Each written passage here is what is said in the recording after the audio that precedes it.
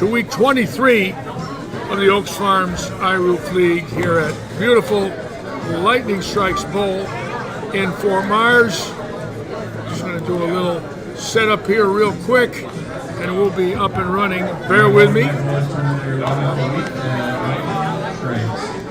It looks like we're on, and we are ready for another wonderful evening of bowling here in beautiful Fort Myers at Lightning Strikes Bowl. Today's Tom Doherty's birthday. Happy birthday, Tom Doherty. We'll see you here on May 4th for your inaugural senior event, you old man you.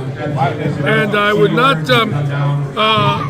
comment on your last video about Sean Rash, but you got 150,000 views talking that day, and I'm going to try that in one of these shows. I just don't know who I'm going to get yet. I'll probably get banned for life for doing it, but congratulations on your 50th birthday, Tom Doherty. Again, Tom Doherty, Robert Eddy, very good friends. Tom Doherty wears the Lightning Strikes logo on his bowling shirts, so when he did that wonderful interview about Sean Rash, there it was right there with Lightning Strikes right on national television. Thank you so much, sir.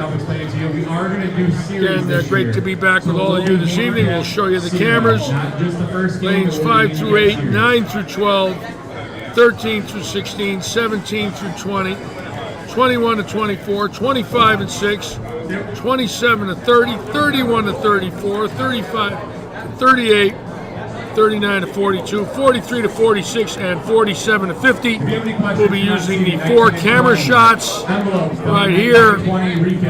And we're ready to go for another great evening at Lightning Strikes. Now, the way the league is figuring, keep in mind, every 9 weeks we have a champion.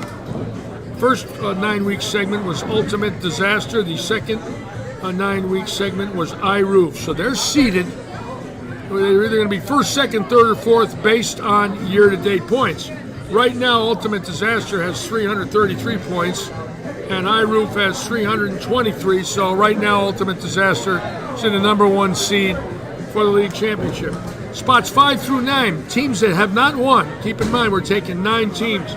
Berkshire Fence, Coastal Construction, Heatherwood Construction, Let There Be Strikes, and Cranking Champs, all in the hunt to make the top 9 here at Lightning Strikes. High average in the league, David Stoper dropping slightly in the last few weeks, now down to 250.36. So tonight's the night, I would have to say, week 23, which is going to get him to 69 games, bowling games, 67, 68, and 69. Tonight, he needs 800. He needs to bring that average up into the 251 range. He's got to start picking it up now to have a chance to lead the nation. Matt McNeil last year was at 250 going in the last 5 weeks. He averaged 266 the last 5 weeks to end his season at 253.81 to lead the country. I have a feeling that number at 253 is going to be the same again. And for our weekend tournaments this Saturday and Sunday, it's adults only.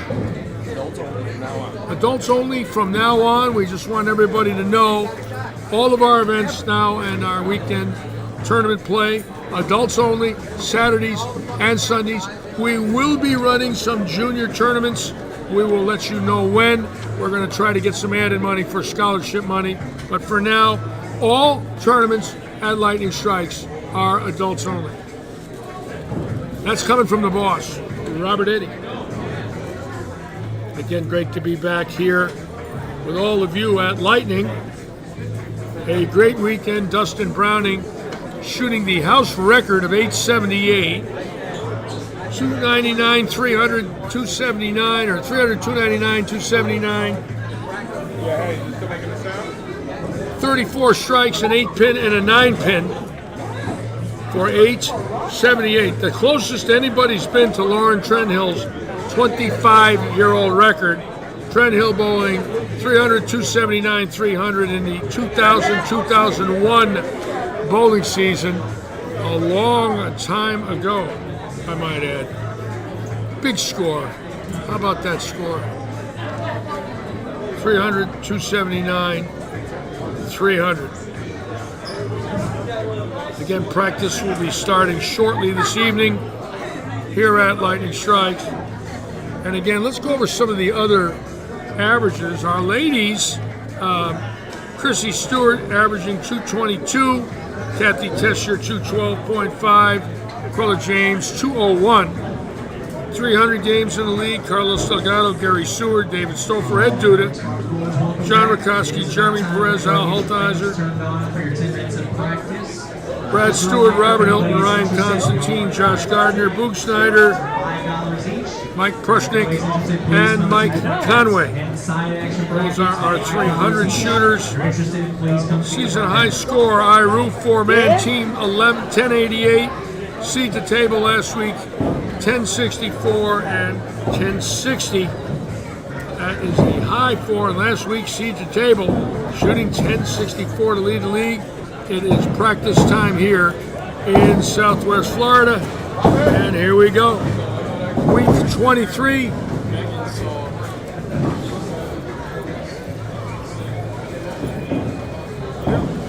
$15,000 added in this league by Iroof and Oaks Farms. Oaks Farms in its 5th year of sponsorship here at Lightning Strikes. Excuse me, 6th year of sponsorship at Lightning Strikes.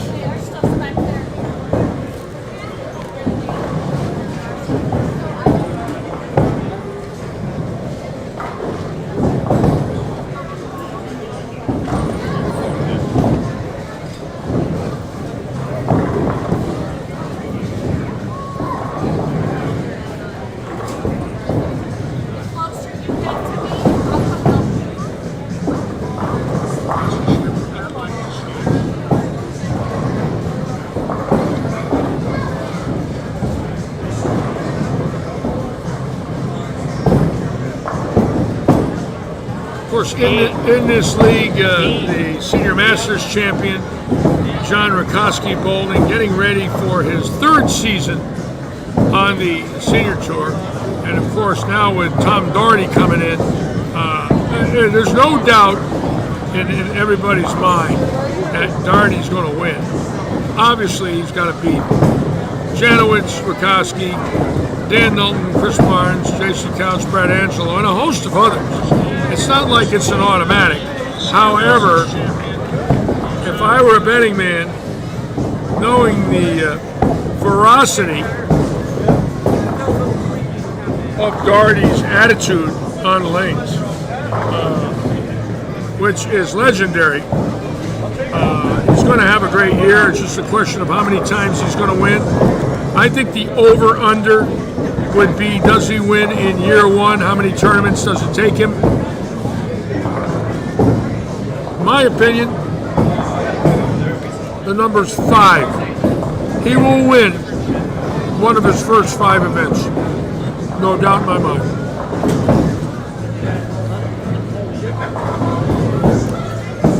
Keep in mind, we've also been surprised in the history of the Senior Tour with bowlers coming out that were never considered to be a major factor, namely Bob Glass out of Kansas and Tommy Evans out of Florida. They were excellent bowlers, but when they came out, they were not the pick to be bowler of the year. Neither one were PBA National Tour champions. Bob Glass set the record.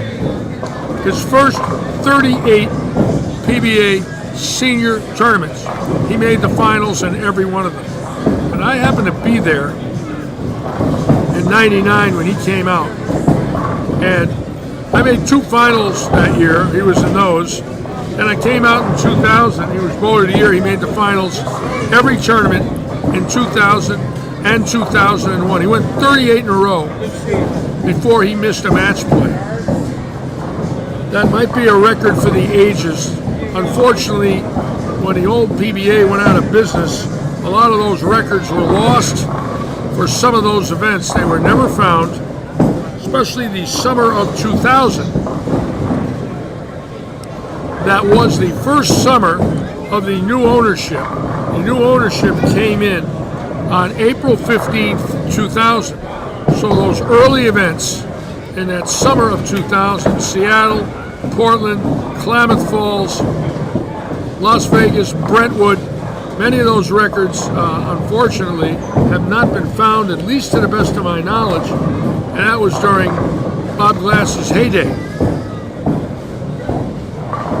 Tommy Evans, who we just lost last month, was a Senior Bowler of the Year in '95, and during that year, he had to beat the legends Dave Davis, Dave Sutar, Gary Dickinson, Tita Semez, Dick Weber, Gene Stuss, who was considered a superstar on the senior tour at that time 30 years ago. So, as far as I'm concerned, Doherty coming in with a host of local records, tour records, etc., definitely going to be a factor on that tour.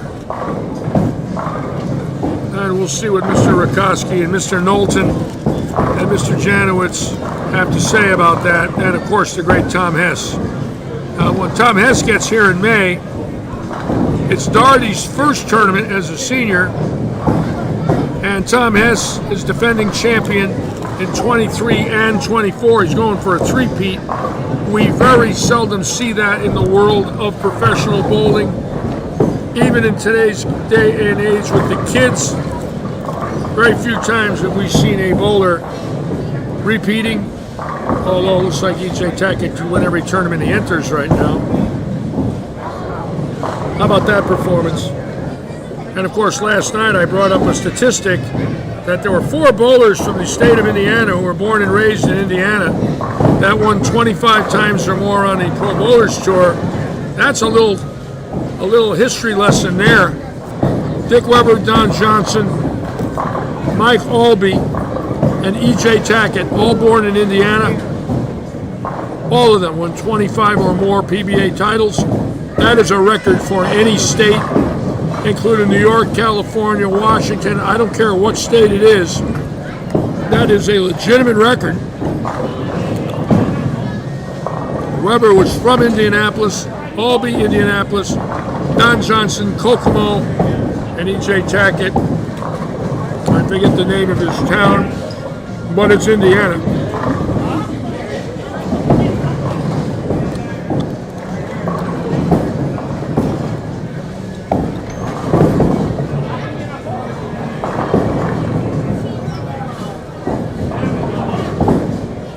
Got our live chat on, Wayne Bowen, Rick Wilbur, Art Cherubini. Thank you for joining us, Art. Hope everything's well in Big D, baby. Someday I hope to go back there and see all you guys. I would love to see you and Mike Lewis and Ronnie Diamond. They're some dear friends. I'd love to see Gary Dickinson one more time in my life. He was a dear friend. I have great stories about drilling balls for Dickinson. He would come to me all the time, say, Litchie, put something on my hand. I'd say, what do you want me to do? He would say, give me something that'll strike, Litchie. Just like that. And I would play around with his finger pitches and play around with his spans. He was so good, he'd put a cue ball on his hand and he'd strike.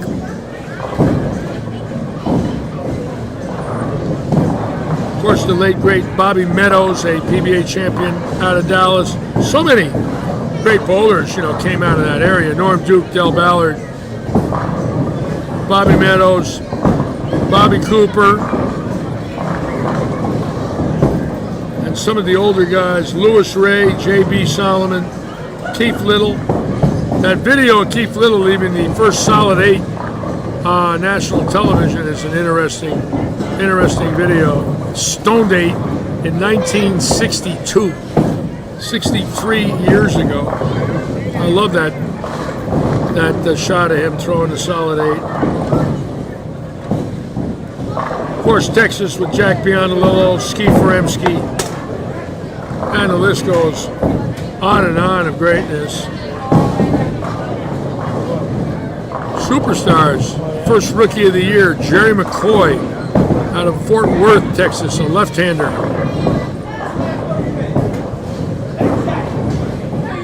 But all in all, I would have to say the most prolific champion, born and raised in Texas, is Norm Duke, and right behind him, Del Ballard. Those guys there were world beaters. Absolutely greatness. Beyond a little with the first 300 at Texan 1967.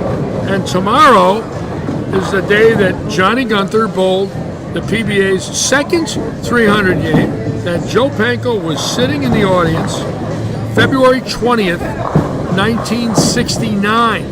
So tomorrow is the anniversary, the 56th anniversary of Johnny Gunther's 300, the second 300 ever bowled on national television. The great Johnny Gunther.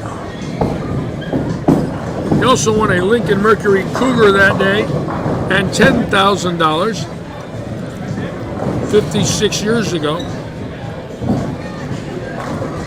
And believe it or not, 54 years ago, tomorrow, it's the anniversary of my third and last PBA telecast. I had made 3 shows in 7 weeks. New York, the end of 1970. San Jose, February 6th. Winston-Salem, February 20th. Never made another show. Missed a few by under a mark, including the U.S. Open in '73. But Johnny Petraglia beat me tomorrow for his first televised win 54 years ago on February 20th, and 2 years before that is when Johnny Gunther had shot 300. So February 20th is a historic day. I also believe, and I'm not 100% sure, maybe somebody can look it up, I think tomorrow's the day Babe Ruth was born, in 1895.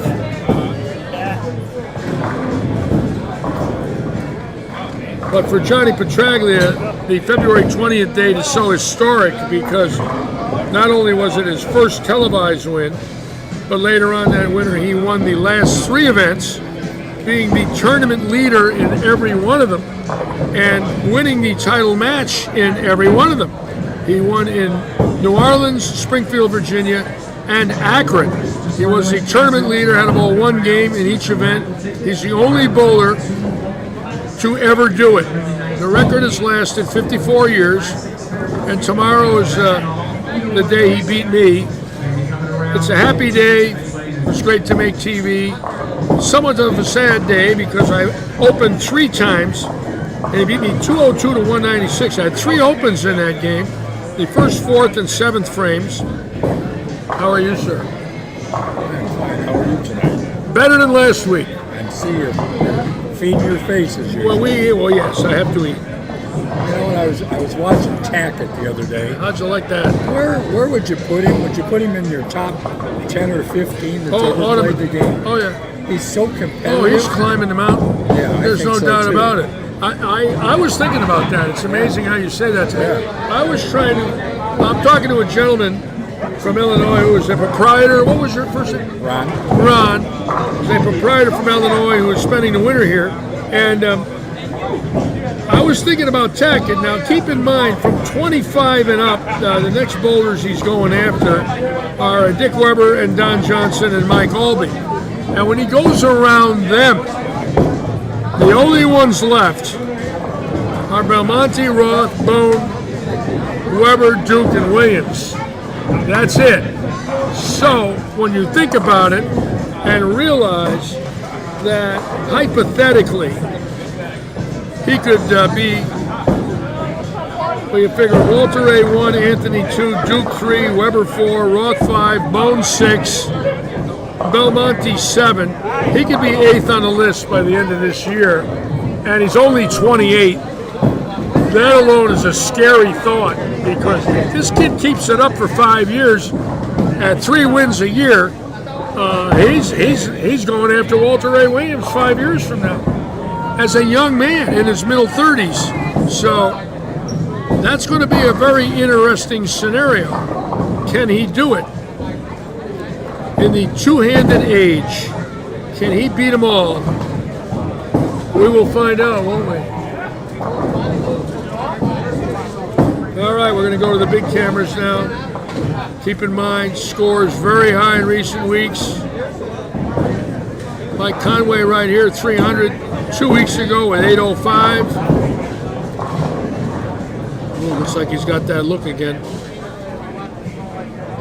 You give that young man that shot right there, he's devastating. Billy Seymour out of Port Charlotte, and give him that shot, and he's devastating. We've got a lot of good bowlers in this league. A lot of my friends are on.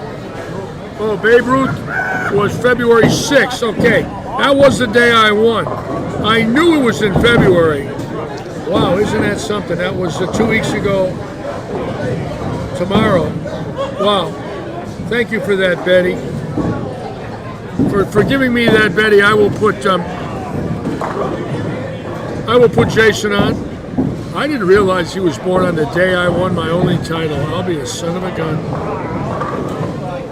So 76 years after Babe Ruth was born, I won. And it's going to be another 76 years before I ever win again, at least.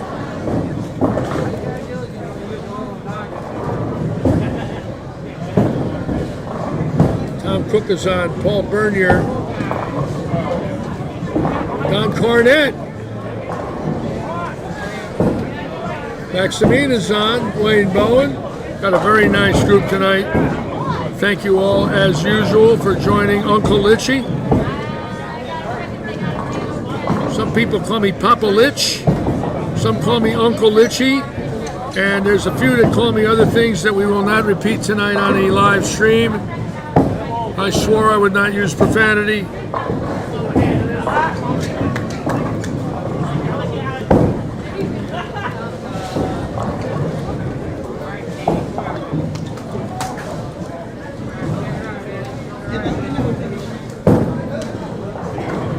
Had a chance to talk to PBA legend today, Toby Contreras, who won the AC Delco in 1983 at Mel's South Shore Bowl. Toby is the Midwest Regional Director, and we were talking today about our years on the road, and we were talking about Gary Mage, who we just lost last month, the legend Pete McCordick, talking about our years together in the 80s. Toby really loved, a lifelong resident of Kansas City.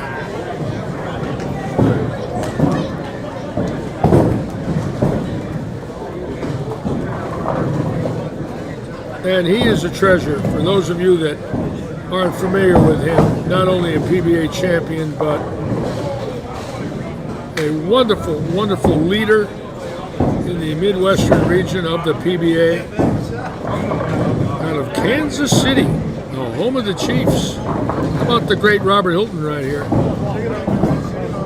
who won a tournament Sunday on strings in Lehigh, shooting over 1,000 for 4 games. So Hilton can strike on anything.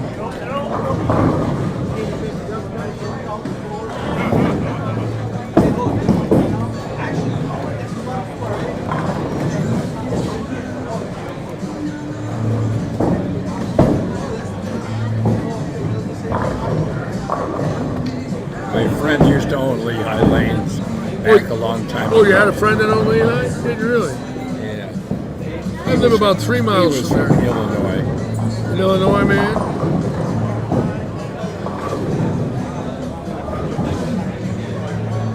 Radio Patsinello or whatever. Keep in mind this weekend, our 4-man team event, Uncle Don's Lager Beer, adding $500 to the prize fund this weekend. 4 bowlers on a team, they bowl 3 games. The top 4 will bowl 1 game for the championship. So for those of you interested, put a team together, come on in here Saturday morning and join us. 500 added, and Sunday, if you're over the age of 50, Paradise Vintage Market adding $250 to the prize fund Sunday. $125 for first, $75 for second, $50 gift certificate for third at Paradise Vintage. Brian Copeland bowling tonight, the owner of Paradise Vintage.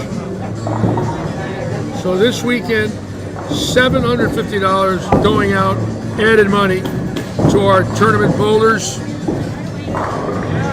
So come on in and join us. Stanley Kodish is on. Stanley Kodish, the world record holder for the most consecutive games with the same score, 8 straight 202s. The only problem with that is it was also his highest game in his life. The poor devil just couldn't bowl over 202.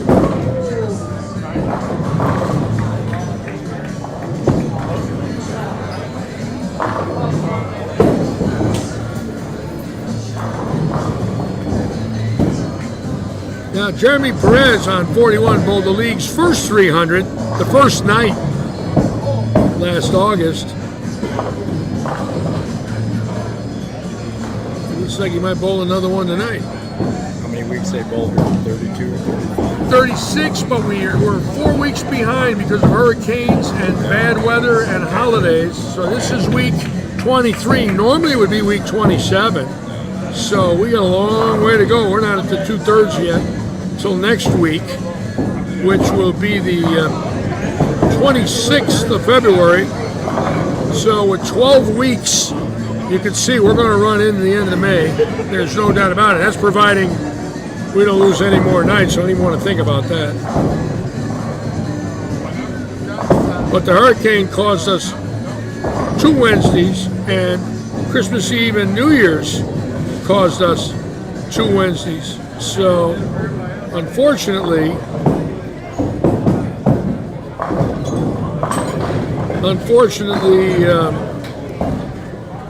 we're a month behind this year.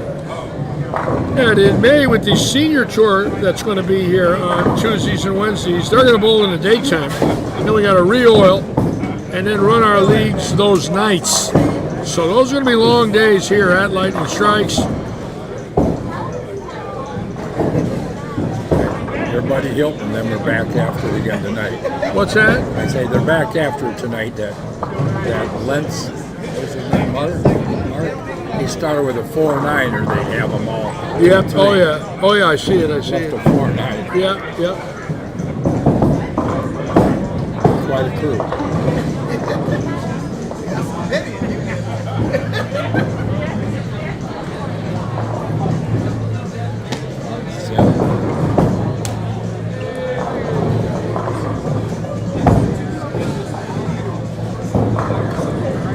Boy, Chrissy's not throwing it too good. Last night she looked bad. Not throwing it good again tonight either. That was terrible. Normally she never pulls the ball like that. That thing was left 3 boards off her hand. So she's struggling a little again. Had a couple big sevens. All of a sudden, looks like she's lost that touch at the foul line. I'm sure she's going to figure it out. She's the greatest bowler ever to come out of Fort Myers on the ladies' side. One of her lower averages this year, averaging 221 in her life, as high as middle 230s. Great, great bowler.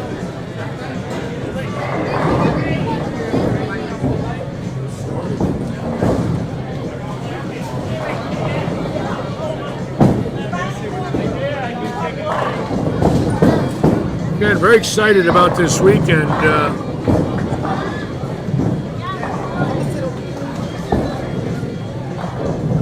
Very excited to bring in Uncle Don's Lager.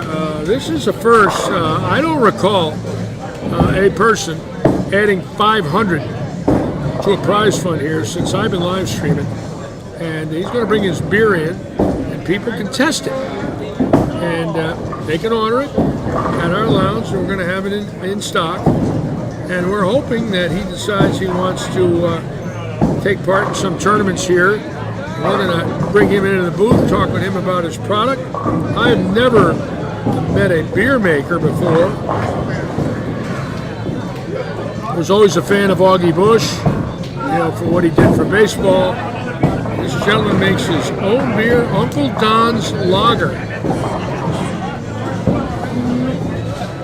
And then my friend Brian Copeland coming in Sunday with 250 from Paradise Vintage. And look at this start right here. After they bowled 1064 last week, the Seed to Table team, right out of the chute, Hilton gets this one 15 out of 16, and there it is. Check that out. Their vitamins real early seem to work. They're low. You never know. They might be taking a sip of Uncle Don's Lager and getting loose. Arm swing loosener. And there's Brian Copeland coming up right now. He will be adding 250 on Sunday. A dear friend of mine. He's a cat lover. He has 8 cats. Him and Beth love their kitties. Oops. Got the Litchi kiss on that. You'd be happy for a 4-pin on that one.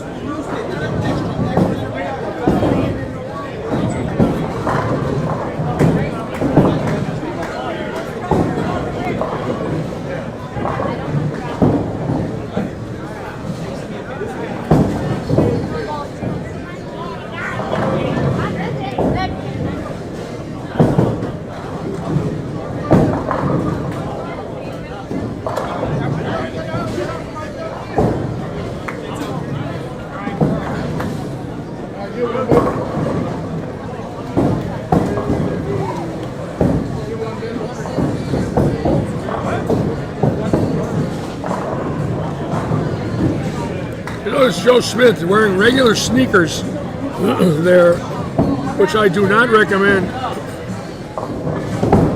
But I've seen it before. I've seen bowlers wear a sneaker on their plant foot, like if they're a right-hander, on their right foot. But I've never seen them wearing them on both. Very rare. Just Stayrook. Stayrook. Left-hander. Stayrook wore those Lynn's high tops with sneaker soles. What he did was he ordered them, and they were Lynn's shoes with sneaker soles, and they were high tops like skating boots. And great. Just Stayrook out of California. They did 710 on television wearing those sneakers.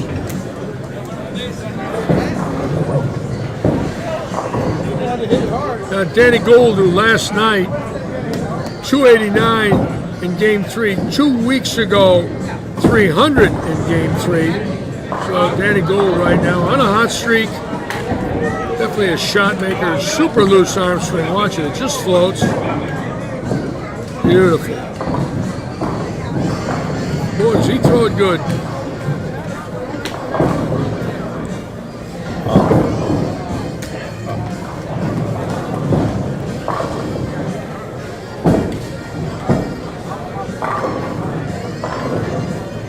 And again, a shout out to Wayne Toplin for helping me with the live stream the last few weeks. Some adjustments made, and I really appreciate Wayne, the owner of Southwest Florida Support.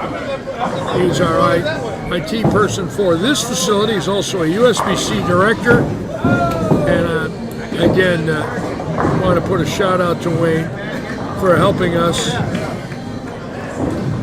get things up and running.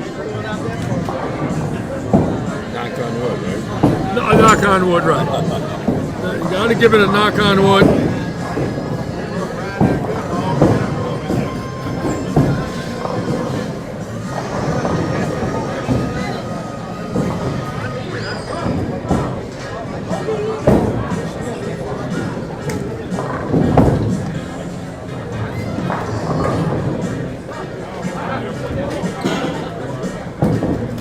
Oopsie daisy.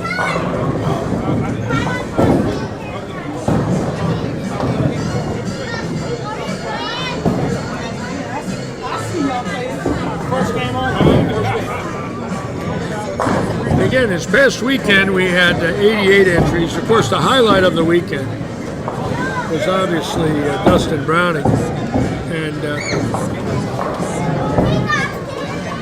I was thrilled. I kept thinking about it long after he bowled the 878, how close he really was.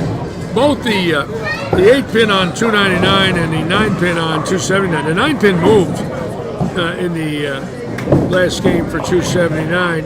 He was looking, at that point, he was looking at 899 with 4 frames to go. And quite frankly, I don't know if I'll ever see 900, but I did see an 899 once, about 19 years ago in Saginaw, Michigan, with Johnny Petraglia, Roy Buckley, and David Ozio. We were up there getting ready to bowl the Generations Bowling Tour. Saw a gentleman by the name of Troy Lambert bowl 899. And I remember saying to them, that's as high a set as I'll ever see. And I don't think I'm going to be fortunate enough to see 900. But there are people that have seen it. And it's a freak out when it happens. I mean, you start off, it's a normal night, guy bowls 300, yeah, okay, we see that pretty much every night in the league. No one is thinking 36 in a row, even after he's got 12. But at 18, at the halfway mark, all of a sudden in the back of your mind, the first thing you say is, well, he's halfway there, which is pretty much normal. And when Nick Racina started out with the first 26 early September of 23 here, I remember that night saying to myself, don't tell me I could actually see this.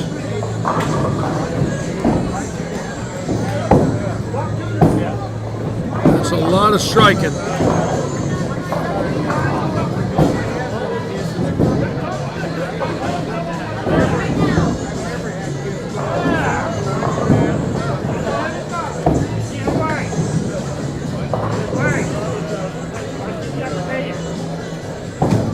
What name did you just mention? John Racina's. I bowl with him. John Racina's grandson, Nick Racina. Oh, okay. Bowled here, and now since then moved to Dublin, California. Now he bowls at Earl Anthony's Dublin Bowl. But he bowled here up till last June. He was the manager of Pepsi in Naples, the manager of the complete Pepsi distributorship in Naples, and went out to California, wanted to live in the Bay Area, and I used to go to Monroeville, Pennsylvania. Oh, yeah. They had a singles there. Oh, yeah. And so I bowled with him and Bob Hartley. Oh, yeah. Some of those guys, a guy named Gene Legg, and there was a bunch of great bowlers. And we go there at 11 o'clock at night. Well, that's the best time. That's when there's action. You could watch the oil come up behind the balls earlier. Let the fishtail, huh? Yeah, and it was only like $10 or $15 to bowl the doubles.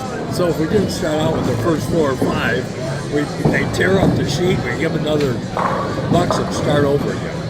And Hilton's starting up where he ended last week. Robert Hilton had a great weekend, winning a tournament over at Lehigh. He has won here several times in the last year. Obviously, going to be bowling our senior event here in May as a local entry.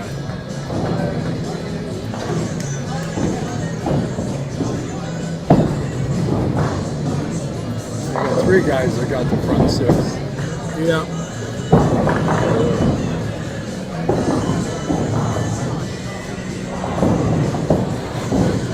There's been 50 or 60 guys shoot 900, I guess.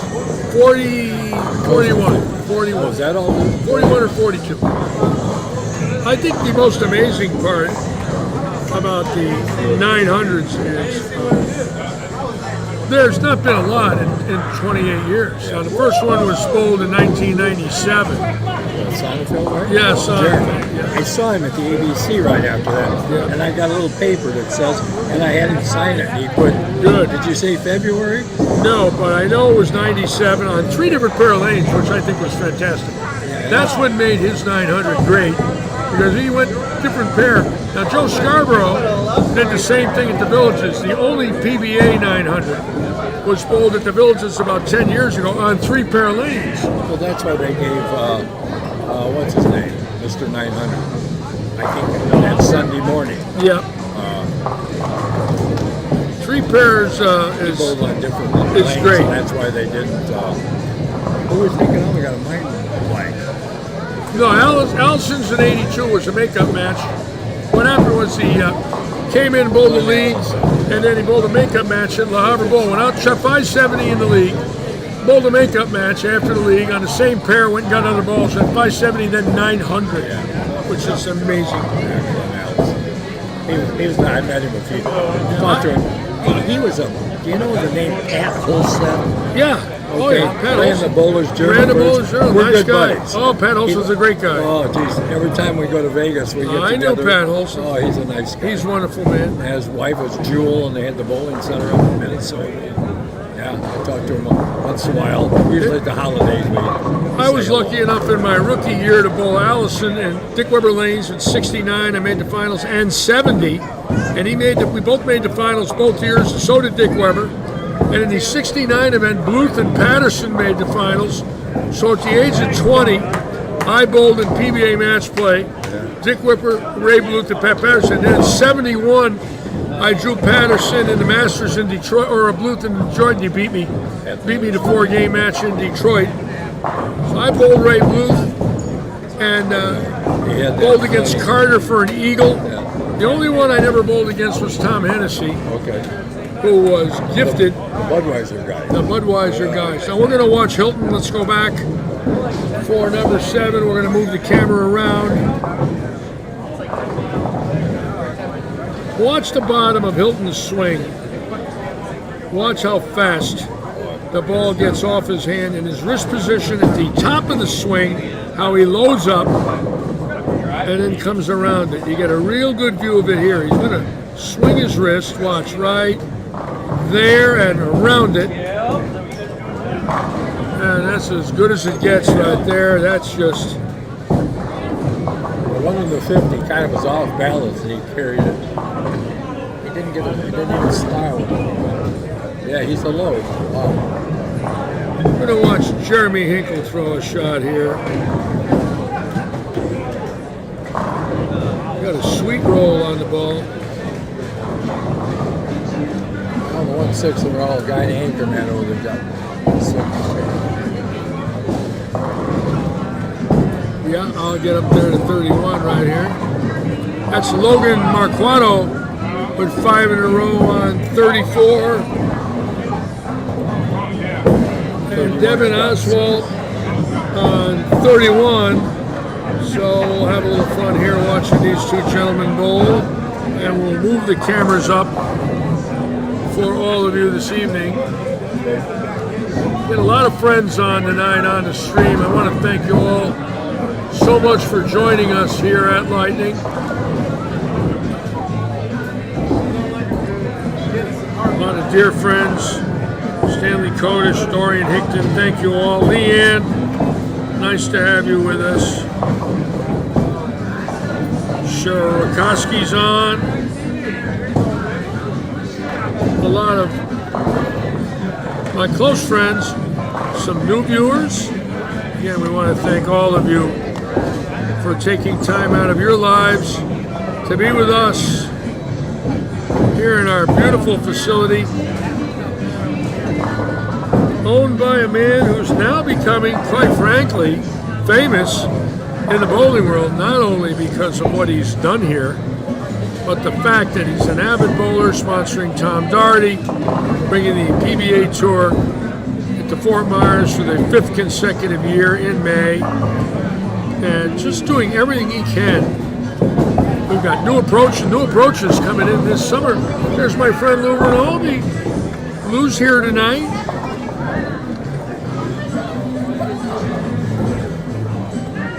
And if anybody's on for Windsor Locks, there he is, folks, the one and only Lou Rinaldi, a graduate of the class of '66, Windsor Locks High School. There he is, coming up here to be with Litchie.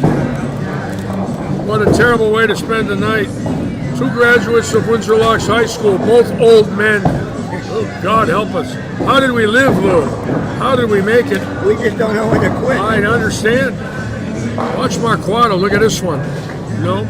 Nope. That was out to the right.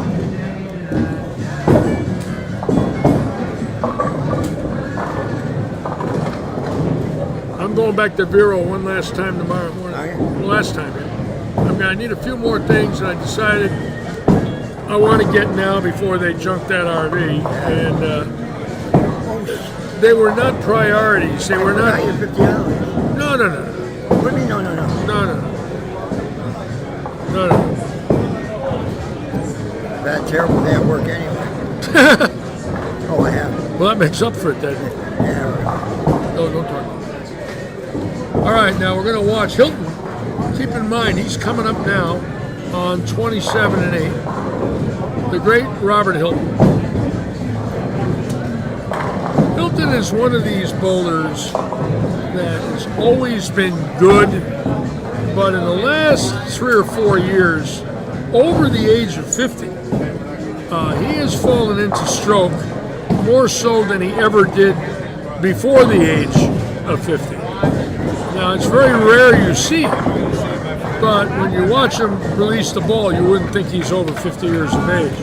You got one of the highest rev rates in this country of a bowler over the age of 50. I mean, he's got to be at about 450, I think, off his hand. It's a strong ball. It's not floating down there. I mean, he's putting some gas to it. This is for number 8. Right there. Oh, no. That's usually the 10-pin he'd carry. So Hilton will drop into the 270s.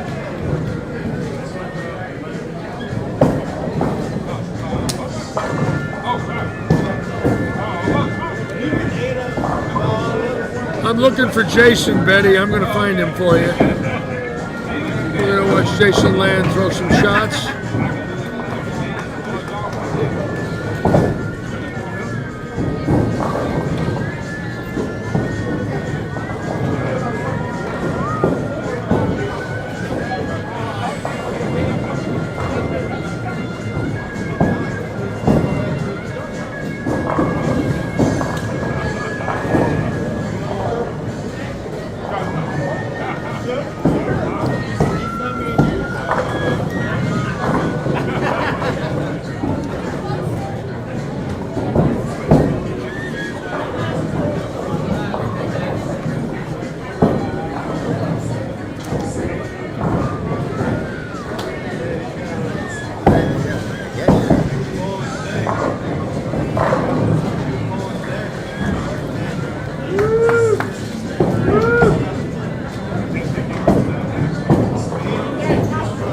Stroke there for that young man. This probably could be a board left with his feet. Heck of a shot.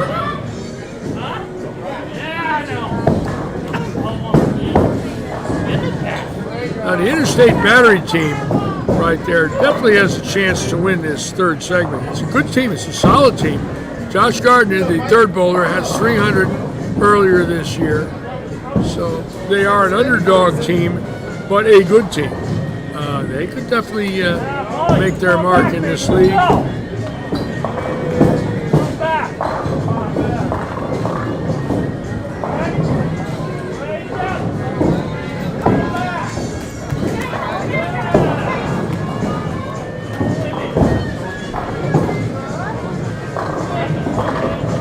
Laura Howard bowling tonight.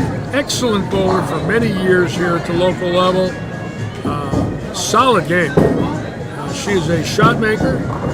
Does not bowl a lot. It's great to see her out there again. But she has been an excellent bowler for many years. See that? She can play. Come on. Good shot for Laura. Darn it. I'd like to see her have a shot at 300.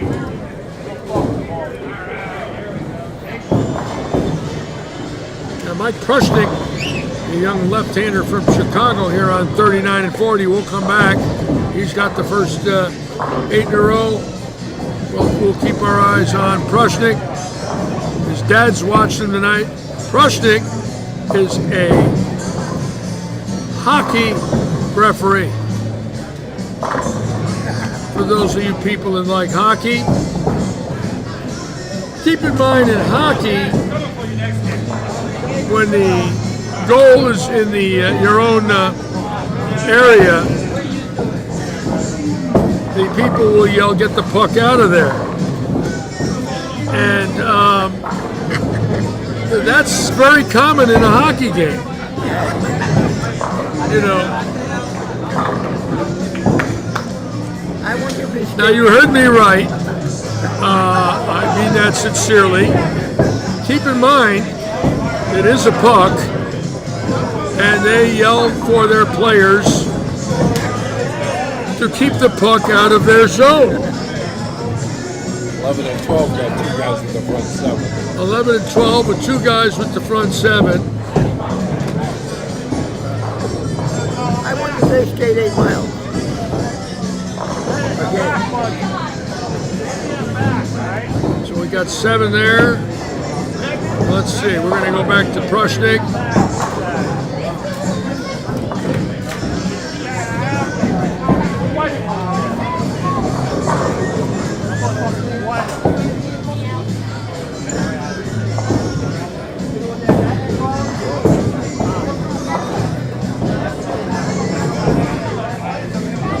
And here we go now. Keep in mind, a young lefty has bowled 300 here before. His mom won this past weekend. She tied with Vince Machette to win Donna. So Donna came home with a first place prize, and now her son has a chance for 300. And wouldn't that be nice? Mother winning on Sunday, son shooting 300 on Wednesday. What could be better than that?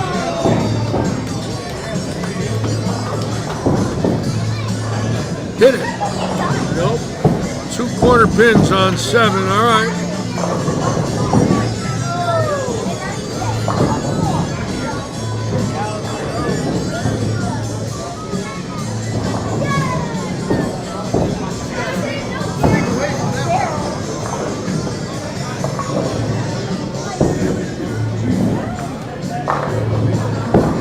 And there's Wayne Toplin again. I want to thank Wayne for all the help the last few weeks. Wayne came in last night to do a few things for us, and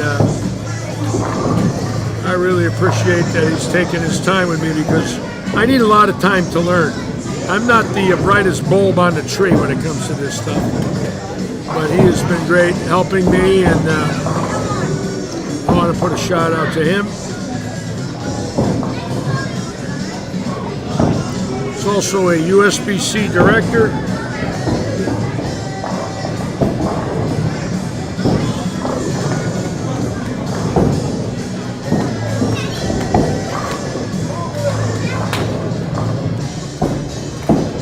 I must put the hex on guys. That Baranecki, I've done it my whole life. that Baranecki team, the kid bowling third, left-hander at the front 8. Yeah. Left the 7 bit. Yeah. And he thought he left the 5 bit. Huh. Must have been the way he tried to pick it up.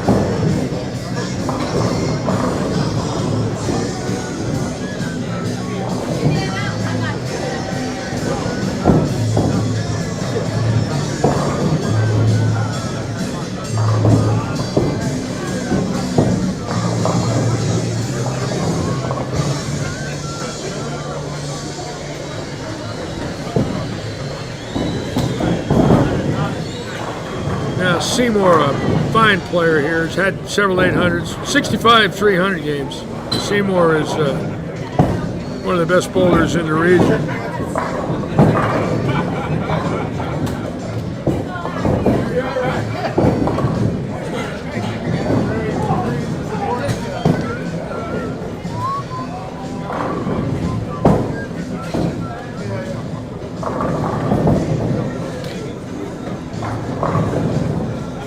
Weber strike.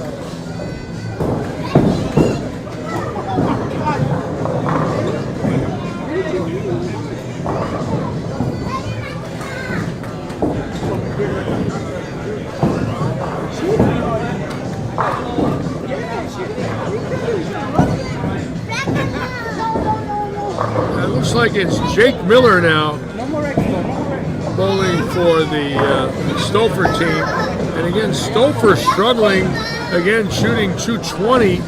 And again, those 220s are going to keep dropping his average. Starting tonight at 250.29. Stouffer all of a sudden the last few weeks losing some of that sharpness. And it's all about carry. I mean, he's going to get the ball to the pocket. Mike Molina now, thumbless, beautiful stroke. Attaboy, watch this one there. Oh yeah, oh no. Solid 9. Not fair. Hate seeing that. How can you leave that with a hit like that? Now the Stouffer team right here, if you notice, clean until Miller threw that shot. But they had every frame filled, and all of a sudden, ring and 10 miss. That's lack of focus right there. Jake Miller's too good to do that. What happens is, you leave the ring and 10. You thought it should have been a strike, and you don't think long enough about the bad shot you could make on a 10 pin. What happens is you don't think about the most important thing. Is projecting it to the right. You forget it. And that's what happens when you miss it left. You forget something. I firmly believe that.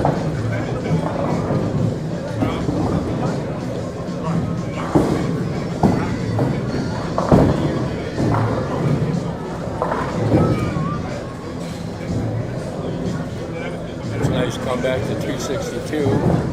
The boss. And Robert Eddy, 262 with an open. Check this out. Right there, 11 strikes for 262.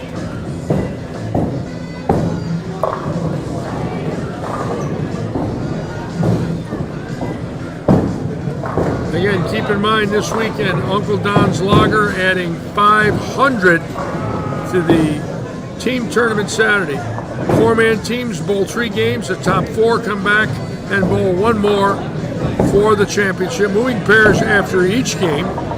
And Sunday, the senior eliminator, the inaugural senior eliminator, sponsored by Paradise Vintage Market.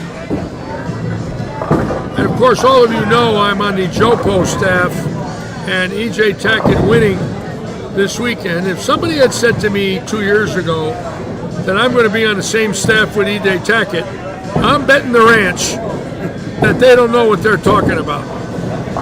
And lo and behold, I got called by Jerry Panexa and asked me, I said to him, why me? I'm old. And he said to me, because you're a legend and I want you to be my first staff member. And I laughed and said, well, I think you're making a mistake. He said, no, I'm not. If it wasn't for guys like you, I wouldn't have what I have today. And he put me on his staff in September of 23, paid me monthly. And a month ago, he put EJ on his staff. So I'm on the same staff with EJ Tackett, which I have to admit, I'm embarrassed. And I mean it sincerely. I am embarrassed. I cannot believe I could be on the same staff with the #1 bowler in the world. But it's true. I am. You needed a lefty. And I'm a lefty has-been. So I truly want to thank Jerry. I want to congratulate EJ. And I'm rooting for him to be Bowler of the Year for the 3rd consecutive year. And right now, he's got a heck of a shot at it.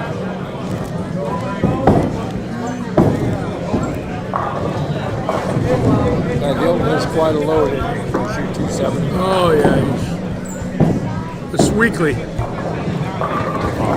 What are you eating? What? What is that? Boneless chicken is delicious with teriyaki sauce. Take one of them. No, I'm going to eat. It's delicious. I'll order that. It's delicious. It looks good. It's delicious. 78.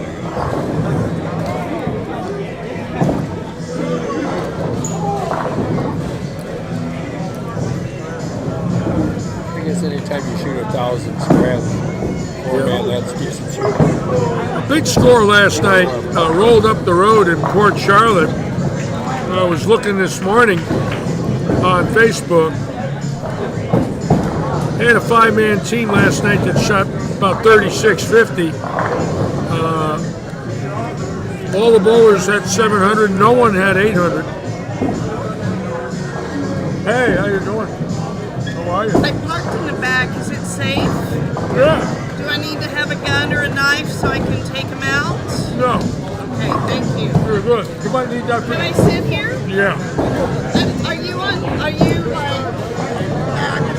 like a celebrity or something? You know, he's a star. I know. I've known that man 50 years. Oh, do you have some stories about this guy? Nice game, 262. That was Frank. That blew it, one Frank. Hey, I'm just 262. That's the little Frank. Little Frank. How you doing? I just came from a really bad party, so I need to kind of wind down. Seriously, it was bad. She's from Topeka, Kansas. Yeah. I'm from Podunk, Alabama. Have you been there? No. I've been You've been Alabama. to Podunk, right? I've been Alabama. No, I'm from Topeka, Kansas. Now there's the great Rakoski on 49 and 50. Let's watch him close up. Keep in mind, the USBC Senior Masters champion will be defending his title at Samstown in June in Las Vegas. And you can flat bet he's going to be ready for that. Now, let me tell you a little story about defending the Senior Masters title. To the best of my knowledge, I've never done that. Dave Davis did it, and Pete Couture did it. Both my dear friends, who I truly miss and love. So I'm driving back and Both passed on. I don't know if anyone else did it like Walter Ray or the other great ones that are out there, but I know Davis and Couture did it, and Davis did it in Akron in the 90s, and I believe Couture did it in 2 different centers in the early 2000s, but that alone is a major, a senior major, and also this year there's going to be the senior tournament champions and a senior World Series of bowling. Bowlers over the age of 60 going to be held in Columbus at Wayne Webb's Columbus Bowl. 60 and up at Wayne Webb's, and all of us want to thank Wayne Webb for what he's done for professional bowling. The 1980 Bowler of the Year, 45 years ago. And interestingly enough, he broke the streak of Anthony and Roth. The way it worked was, in 11 years, Anthony and Roth were Bowler of the Year, 10 of them. And the only one in the middle of that 11 years was Wayne Webb. It went Anthony 74-5-6, Roth 77, 78, 79, Webb in 80, Anthony 81, 2 and 3, Roth in 84. So a lot of people don't realize that is the only 11-year stretch since the 50s where it was 3 bowlers or less. In the 50s, there was Don Carter, Bill Lillard, and Dick Weber in an 11-year stretch. So it very seldom happens that 3 bowlers dominate for a decade, or 2 in the case of this one, with Anthony winning 6 times, Roth 4, and Webb once. So numbers are, obviously the world of bowling. Right now we have that with Tackett. Keep in mind, no one's ever been Bowler of the Year 4 years in a row. That would be absolutely, in my mind, if it were to happen, the greatest performance in the history of bowling. If Tackett could do that, I mean, he's got a long way to go. You got to get number 3 in, which is this year. But hypothetically, if he did it, going into year 4. Not much going on. Be a lot of people watching that. Okay, the best ghost city I've ever been to is Chicago. Really? Oh my gosh. They're all over the place. Okay, I'm going to leave this. You're not going to steal anything, right? They don't steal. Now we are in game 2. Keep in mind, I need a bathroom break. we're in game 2, and 279 was a high in game 1 for Robert Hilton. Mark Pulaski Jr. right there on 19 and 20. As you can see, 279. Dustin Valentin, 263. Neil Cross, 237. Oh, that's handicap. Keith Cross, 248. They bowled 1,000 in game 1 with the kid leading at 279.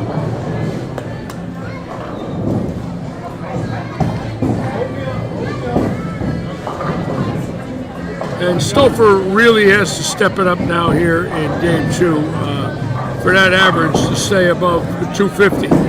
This will be the first time all year, so he knows it. You can flat bet he's trying his heart out.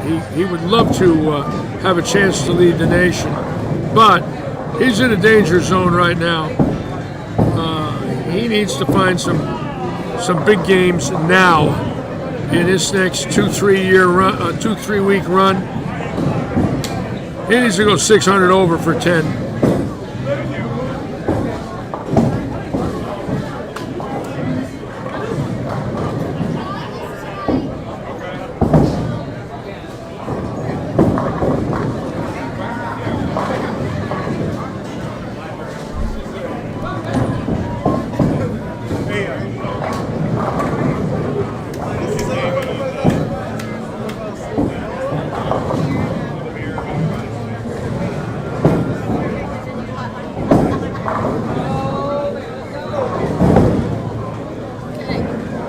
Good. Nobody stole my purse.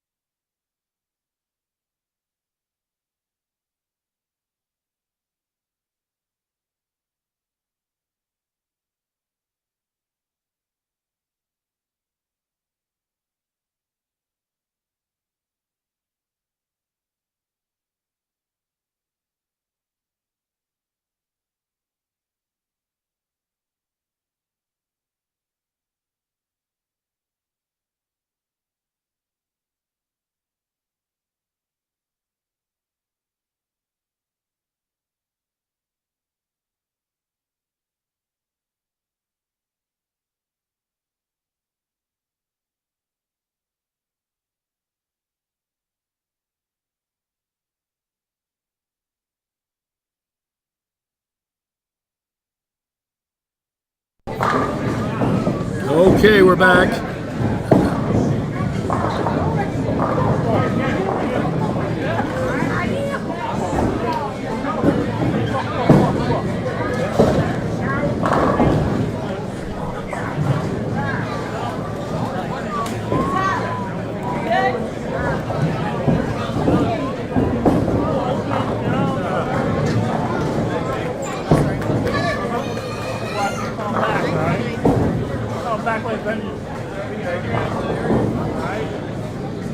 Right there on lane 47. Again, a great story for those of you that are true bowling fans.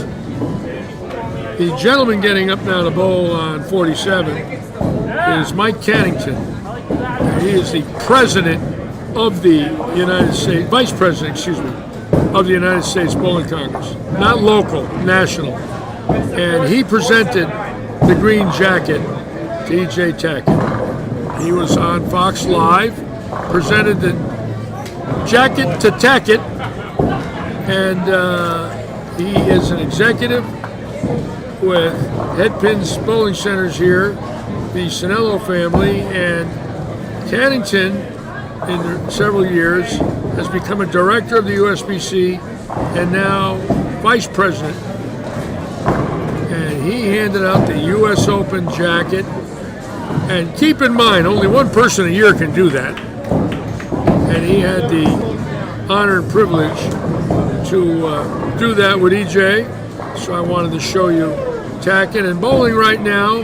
Coming up there is our host on Tuesday evenings. Now I've got Beth Cooper Meyer Yes. with me this evening, the wife of Brian Copeland, and she operates Paradise Vintage Market. Yes. And you are going to be our sponsor for a year on Yeah. Sundays, last Sunday every month. We are so excited to be a sponsor. Well, I appreciate your help. All of us do. Now, I've often brought up the market, and I know you're involved heavily with the numbers. There is 180 booths. Yes, there are 100. Actually, there are 180 vendors with Vendors. about 250 booths. 250 booths. Yes, And yes. how many individual items for sale if you walk in the door? How many? 500,000? Close to. Actually, it's 900,000. 900,000 Yes, items in your yes. building for sale. There are. Yes. Now, do It's they have crazy. any? Do they have any toupees for sale? No, but we have a few wigs. Well, I'm in the market. Okay, we have some wigs. Yes, And yes, a yes, few. yes. I don't know what do they call it. Fan fiction, and you can dress up and you can become a favorite superhero. I can. Yes. Well, I don't know if I really want to do that. I might have a heart attack if I look in the mirror. Oh, but you'd be a real hero, and the ladies would really love that. The ladies would love that, huh? They would love that until they were with me for 10 minutes. Oh no! 20 minutes. I'm a cocktail, and it gives you 30 minutes. Now, let me ask you this question. Okay. When I had my RV parked behind your business, Yes. and then I didn't realize this, but the day I was test driving it in your parking lot, the people were applauding inside when I got it running. It was so funny because my staff were so happy and excited to see all of the work you had put into that RV and the fact you got it running. And we were so excited. If you saw the inside of it now, you would look at I me. know. I'll show it to you soon. Okay. If you saw the inside of it and walked in, Yes. you'd say, "There's no way, Larry." It was amazing. what you Everything did. works. Yes. Everything works in it now. Every Yeah. light, the air Are you conditioning. selling it? No, I'm going to use Oh, it. I'm not because selling we it. could probably get $100,000 for that Well, RV. I don't know if we get that, It's but mid-century modern. It's like a time machine. it is a time machine. Yes. It's like me. It's an old time machine.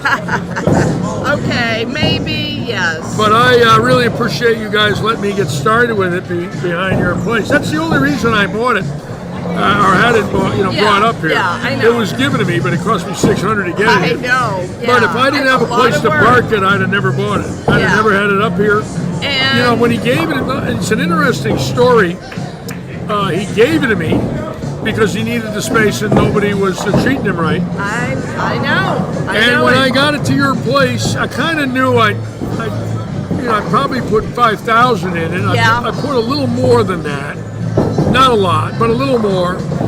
But it's come a long way since I was there last August. And Yeah. that was really nice of you folks to let me do that. Well, it's we had the space, and we were Yeah. happy to have you back there Yeah. because you kind of kept an eye on things to Yeah, see what yeah. was happening back there. Now, since the new bridge opened up, your business has blossomed tremendously. Oh, we're so busy. Yeah, that and bridge yes, slowed you down a little bit, didn't it did because the bridge was closed for Yeah. about 2 months Yeah. last summer. Yeah. It was hard. It slowed you really down a was. little, didn't it? Yeah. But now it's open. Yeah. And there's new apartments. How many I apartments are that? 700, 800? We heard there were about 700 apartments right across the street You're from going to have us. 10,000 people living living across the street Yeah. from you that never lived there. I know. That is scary. That's a we lot love of it. My potential vendors, customers. Oh, we're so excited, and we're here to help. You know, we're here to decorate their place. We're here to find your favorite collectible. Well, you got 900,000 collectibles. Yeah, we Now, do. let me ask you this question. You're from Kansas. Are Yeah. you a Kansas City Chiefs fan? Yes, I am. You had to be terribly disappointed. Okay, well, let me tell that you must have been a a story. shocker. That had to be a shocker. It was a shocker. My uncle, back in the late 60s, early 70s, was a steel worker in Kansas City. He helped build the Chiefs Stadium. Arrowhead? He helped build Arrowhead. He helped build that. Wow. And Lenny Dawson. Yes, I I'm not know sure- Lenny. I told you I knew Lenny. Yes, that's right. I was interviewed by Lenny Dawson. And Len Dawson is such a, of course, you know, he's passed Yeah, a he long was time wonderful. ago. What a wonderful He was so important to Kansas City and the Chiefs, the Yeah. whole area. And George Brett. Oh, yes. George Brett, yes. right? You know, you got some great athletes that were Yes, there. I You know. know, Mahomes, Lenny Dawson, George. There's still Yeah. great history. Yeah. Smaller town, but great history. Yes, amen to that. Great, yes. great history. And I'm glad for the people of Kansas. I enjoyed myself tremendously there as a Pro Bowler in Wichita. Yeah. And I loved it there. I had a great time Yeah. at Kansas City at Overland Park when we bowled there in the 70s and 80s on Metcalf in Overland Park. Yeah, it's a big deal. And the great Mark Roth, and I'll tell you an interesting story. The great Mark Roth won there February of 75. He won his first title in Kansas City in Overland Park, and I was there at that tournament 50 years ago this Oh month. my God. So I have fond memories of Kansas Oh. City. Oh yeah, I loved it there. Oh, Very good for cold, you. very cold when we were there in February. Yeah. Right now, I believe the temperature in Kansas City is 12 below zero. Yeah, it's So, cold. It's cold. I am glad to be here in Florida. Yes, I you can are. tell you that. Well, we want to thank you and Brian for deciding to invest in bowling here. We're going to do everything we can to advertise. We love Lightning Strike. It's wonderful. It is. Look at this place. And It's Robert wonderful. has put so much work and Yes. energy in it's beautiful facility. Yes, it is. And I am really excited for all of the events you have coming up. A lot of good things happening It's here. businesses like yourself and people like you and Brian. Local. All It's of us. local. It's Yes. it's wonderful. This is our living room, and it's a beautiful living room. Yes. And you come in here and just be Yes. yourself, and everybody in here is smiling. If you'll notice, They are. If you look, I know. If We're you having look, fun. And hey, the food. but the food's great. Oh, I know. Even if you don't like bowling, you have to come in for the food. Now, have you talked to Robert at all lately? No, I have not. Okay. I have not. Okay. Well, just bear with me. Bear with me.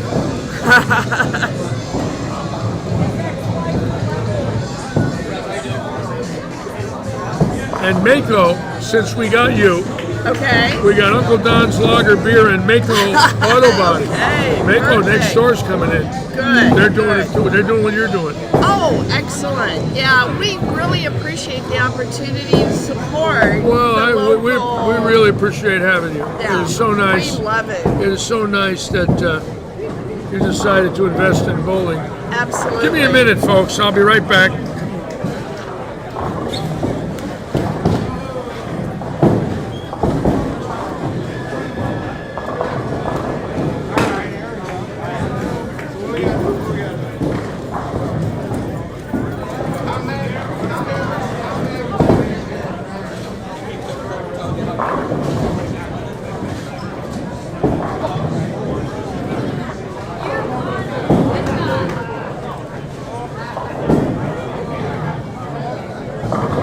Okay, we're back. I wanted to get Beth over there with Brian again. She's quite a lady and great cook.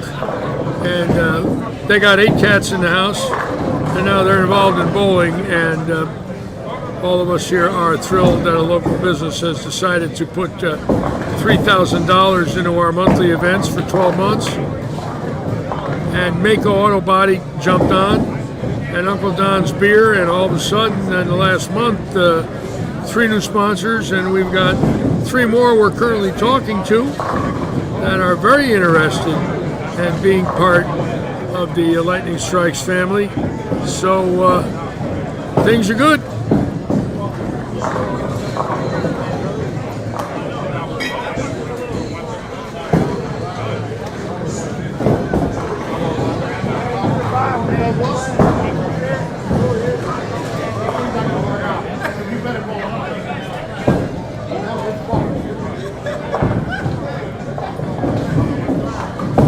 Go down and check out Stouffer.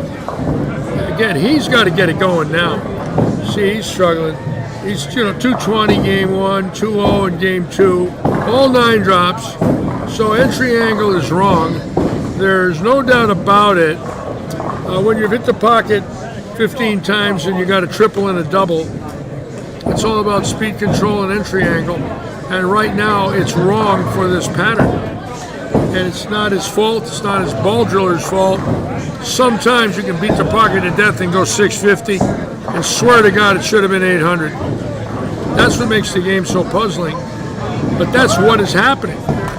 The entry angle's wrong, the speed is wrong, and he's trying to move it around and fiddle with it with his hand and his speed, and he just can't get it. There it is again, see it? And he's got to be fit to be tied. He's probably hit the pocket every ball tonight. And that's what makes it, at times, a very frustrating game. You're deadlocked in.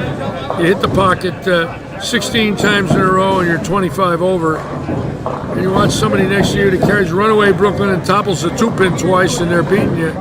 And that's when the game gets very frustrating.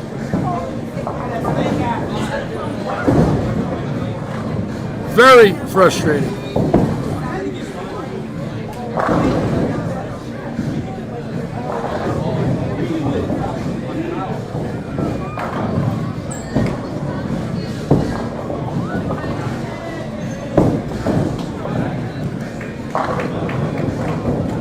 As I was saying earlier, I was on the phone today with Toby Contreras, who's a lifelong resident of Kansas City. He's the PBA's West Coast,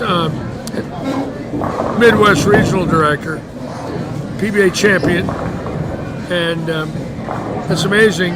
Beth is sitting in my booth tonight. She's from Topeka, he's from Kansas City, and what are the odds of me, having that happen in one day? Two people from Kansas. But anyways, who's from Kansas? A friend of mine called me today from Kansas City, Toby Contreras, who's the headquarters regional director of the Pro Bowlers Tour. Okay. And we spoke today for an hour. Lifelong resident of Kansas City. I was just saying, Are they doing Pro Bowlers? Because Brian really should be part of that. Well, the PBA Tour will be here, and he was the tournament director here last year, and he was asking me some questions about our lanes and whatnot. He's like, oh, did you tell him that we are a facility that has the best lanes ever? Yes. Okay. Yes. Good. Yes. Good. Yes. Yes. Now, most of you have heard the story about the skull. No, that was over a year ago, Larry. But it was famous. I know. Now, let me ask you a question. It was on Fox News. And ladies and gentlemen, I just want to bring it up real quick. How old was the skull? 6,000 years old. That was in your store? Yes. And of course, when you first got it, you didn't know it was 6,000 years old. Okay, can I, hold on. How many people are listening? Because I have a story. Yeah, go ahead. Okay. My psychic and my shaman said the skull was 6,000 years old, Incan, Aztec. Well, in your business. sitting in your business. Sitting in my business. I knew it was a fossil. But you didn't know it was real in the beginning, did you? No, I knew it was real. You did know. Skull, Yeah. because... But I knew it was a fossil. No. It was ancient. Now, I went to the State Forensic Lab, correct? In Tallahassee? No, it did not. It did not, okay. And Larry, I'm sorry, I can't tell you anymore. No, that's all right. I don't want to Okay. know. Now, let me ask you this question. Now, you bought a locker and it came out of a locker? It came out of a storage locker, yes. It came out of a storage locker. So now let me ask you a question. Uh-huh. When you buy a storage locker, right? When you buy and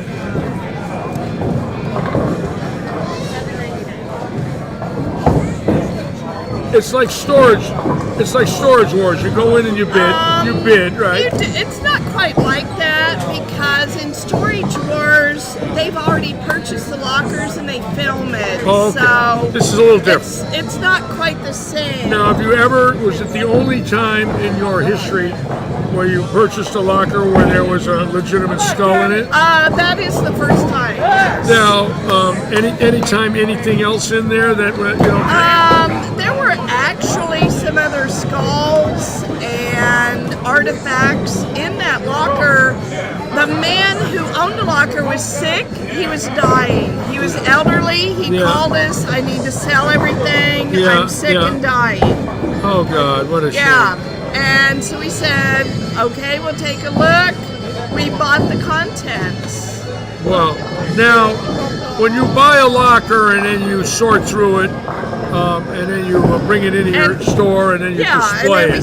This is normal. We do this at least once a month, maybe more. Now, this is normal. Brian has 30,000 comic books in there? Oh my gosh. 30,000? Brian, he 30,000 comic books. Thousands and thousands of comic books. Yes, he does. Now, on your vendors that are in there, what's the most expensive thing ever sold in there? Oh, man, that's tough. We recently sold a gas pump, a vintage Phillips Petroleum gas pump for $6,000. $6,000, yeah. Oh, those things go for big bucks. I have an art photo signed by a 1980s photographer from New York City for $12,000. Wow. It's for sale right now. Wow. We have... Oh, wow. As I think about it, I have quite a few items over $5,000. Wow. I do. Now, when you start to run our tournaments, right? Will you bring in something like maybe the next time when you decide to sit with me? Oh, yeah, I can Would you do bring that. in something like real, like I know you're a gem collector. Will you bring some gems in that we can look at? I can bring in some fossils and rocks and some of my vendors. I have George Clooney, the actor. Yeah. I have his basketball tunic from high school. Really? Yeah. Would you? I've got it for sale. Wow. Yeah. George Clooney. Clooney, the actor. Yeah, I like his mother. Movies. I liked his mother, Rosemary Clooney. Oh, that's right. She was great. comedian. She was a great singer. She was on TV when I was a kid. Yes. Rosemary Clooney was a very popular singer and was on a lot of game shows when I was a kid. Oh, yeah, she was really popular. So, one of his teachers brought it into the store and said, "Hey, do you want to buy it?" And I said, "Sure." Wow, that's cool. Yeah. I also have a few haunted and possessed dolls. Hunted and possessed dolls. Yeah, some people actually collect, that's a genre. Yeah. And they collect haunted items. Hunted items. Yeah. Well, I'm a haunted item, so if I don't see. I'm haunted. Oh, yes. I don't see that energy on you. Yes, I don't see it. I've been around for about 1,000 years. I came back as a Really? I came back as a bowler. I honestly believe in the 1600s I robbed villages in Poland.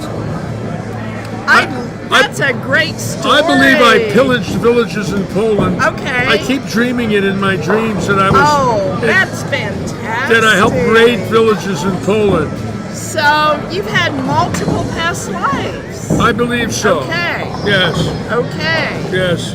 That's good. So how are you changing I'm your not. past life I'm into not. this life? I'm not. I went bankrupt in every life.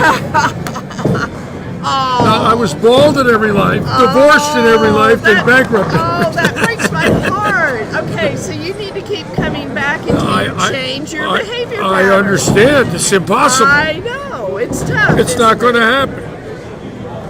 So how is that Copeland fellow doing tonight? We're trying to find him. I don't see him here. I know. He's Is he here. actually what? He's here.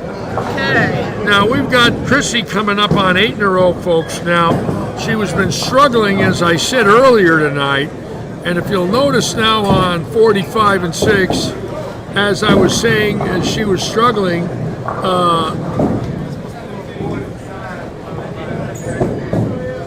or is it 47 to 50? Hold on, right here. Check it out. So, interestingly enough, a lady who was struggling last night and struggling in game 1, right, all of a sudden has the first 8 in game 2. So we're going to come back and watch that.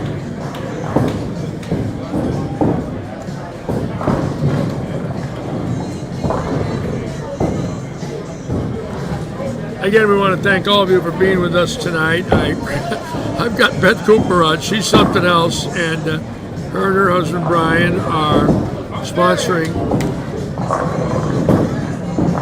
our senior eliminator, and you can tell she's pumped. I love it. You know, she wants to put some money in a bowling and wants to be part of the Lightning Strikes family. And my philosophy is very simple. Anybody coming up with $3,000 for our seniors, they can get in the booth with me. And as long as they don't use any profanity, they can pretty much say anything they want. And that's the best part about the stream, is we want to help them help their business. And 3 people on Sunday are going to take their money that they're giving them. Here's Jake Miller now for number 8. And again, look at Stouffer, all 9 drops, no doubles. So tonight he's going to drop below 250. And Miller's got the first 8, and Stouffer can't buy a double. So as you can see, obviously, for the first time, his equipment is causing him entry angle issues, and it's all about equipment. It has nothing to do with his skill level. Anytime you can hit the pocket every single ball and you don't get a double, you're using the wrong ball. And I cannot believe he hasn't changed. And chances are next week he'll use the ball he's using tonight, and he'll probably shoot 830 with it. So, but anytime you see this, 227, triple double, and no pocket misses, and then in game 2, no doubles after 8 frames. You got to change balls real quick. Our ball's eating them up. Now, Mark Pulaski Jr., 279 in game 1, and look at this. Evidently, he's using the right ball.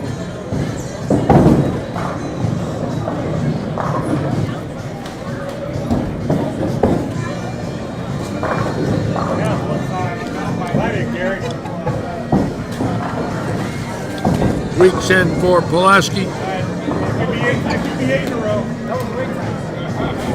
Chrissy Stewart now for number 9. Hold it. Atta girl. Check her out. She's got bulldog in her. Let me tell you something. This woman, you knock her down a little bit, have her shoot a couple of 170s, and all of a sudden, there's 9 in a row at you. And that is the nature of her career. There's no quit.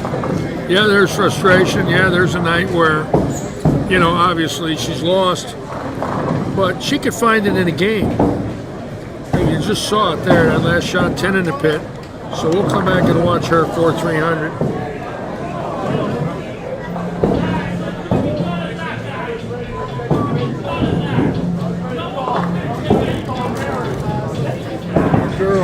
Chris on 48 9. I got it. 9. Yeah, she had 847 here 3 years ago. Yeah. Oh, she's great. She's a USBC State of Florida Hall of Famer. Oh, okay. Was the PWBA Rookie of the Year in 1995, 30 years ago. Chrissy Stewart. Chrissy Stewart, oh yeah. I love Tanner. It had the front 8 or something. Just had the front 7 again ahead of that. And then he left the 7 pin again. Yep.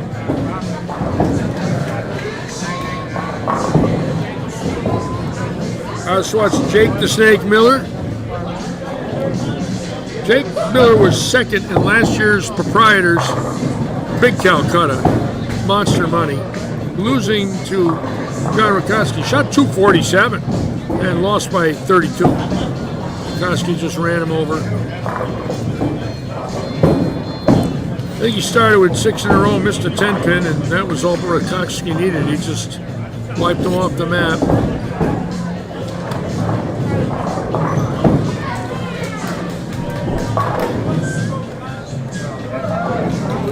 All right, Miller now for number 9.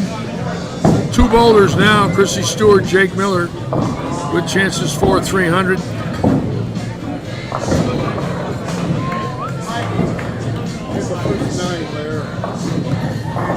Oh, man.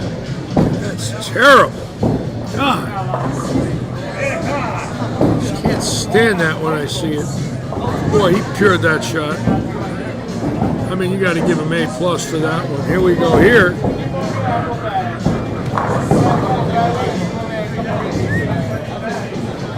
Might see a couple of them there. Yeah. 18. Yeah. And we got it here too. So as you can see, that's Josh Henkel coming up now, a Brunswick staffer. Josh Henkel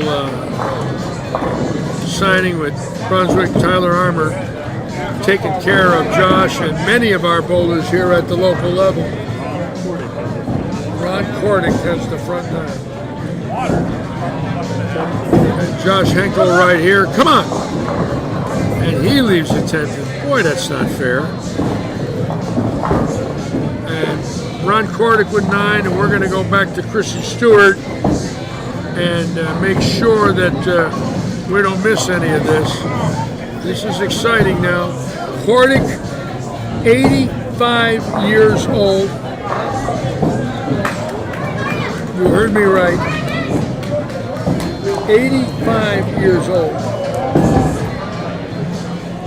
Who's 85, Larry? Ron Cordick is 85.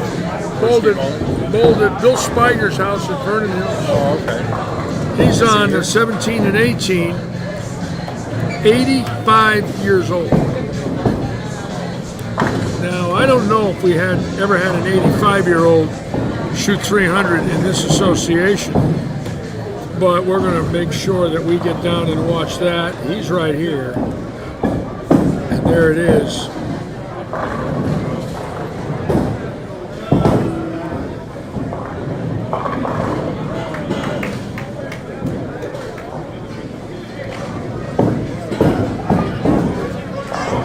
So 6'9", 85 years old, 6 feet 9 inches.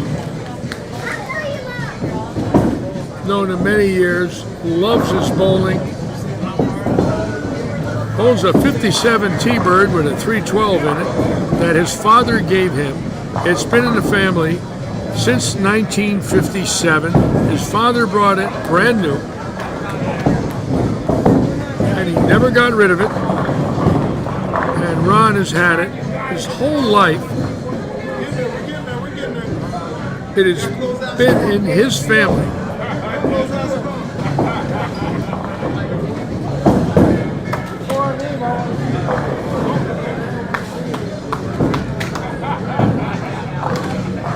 For 68 years. And if we can ever call a 300 game, folks, this is the one I'd want more than any. This is wonderful to watch. 85 years old. It's got a chance. Come on. That up, boy. Check him out. I don't want him to get hurt. This is very exciting right now. I don't want. He's an emotional guy. Now we got to be careful here. He's got 10 in a row. He's 85 years old. No. Formerly out of Barrington, No, he looks too young to be 80. He's too young. No. He is. He's 85. He cannot be 85. He is. He's 85. He Oops, is too young. He pulled that one. Hold it. Oh. No. All right. Great try for him. And now, and Chrissy left at 10, so no 300s this game. Unbelievable. Snap. All the bowlers with 8, 9, 10 in a row could not get a break. Jake Miller ringing 10. Chrissy 10 pin. He got a little excited. Yeah, he got excited. Yeah, she left a 10. She left a 10 pin, so we got to wait another game. But my hats off to Ron Cordy. Good for him. Anytime you see an 85-year-old man do that, you take your hat off and say, "Great bowling, sir." Absolutely wonderful. I should let Robert know the bar. Oh yeah, the bar's first class. The bar is first class. Oh, yeah. Where is he right now? I don't see him. Robert's right over there, sitting at that table. There he is bowling. He's bowling right here. Okay. Right there. Okay. Yep, I see. Okay. I'm looking for Brian, your husband. Brian is. Where is Brian? Looking He's for your like husband. Over here.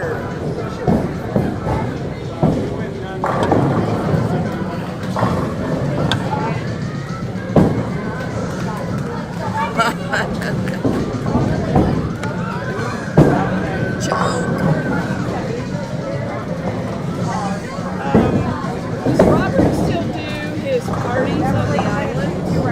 I don't know. I don't Are we know. on the air? There we.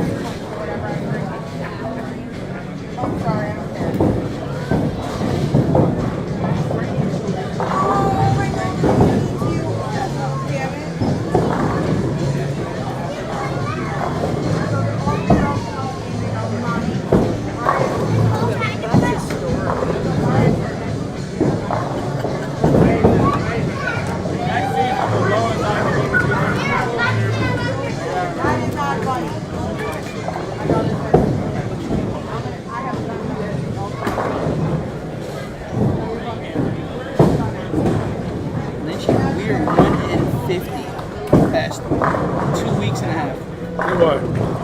10 points. We've only won 1 point. Your team has won 1 point and lost 50. Congratulations for holding the worst record in bowling history. You're 1 in 50. Your team. Hold it. And it's going to get even better. Yeah, you could go 2 in 51.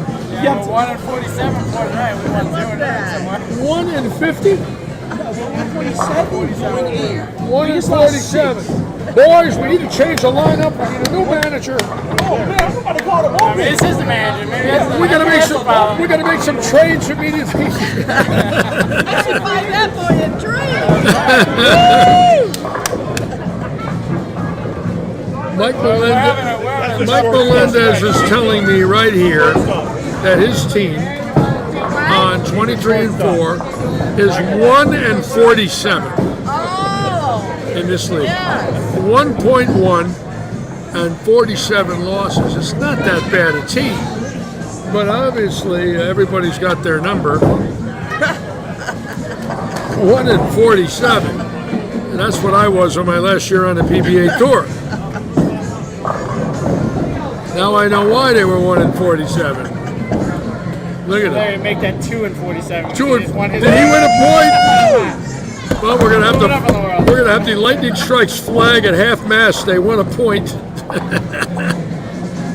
Okay, that was Now- funny. Now George That Reich, so who funny. was a winning team this weekend with Davion and Rob. Keep in mind, they won the tournament on Sunday or Saturday when Browning shot 878. That team right there, Davion, George, and Rob Little, were the winners this past weekend. Avid bowlers, they bowl together quite a bit. And Josh Henkel now has a chance for 279. And that's another 10. Josh Henkel throwing the ball very good tonight. Those last two shots were excellent shots.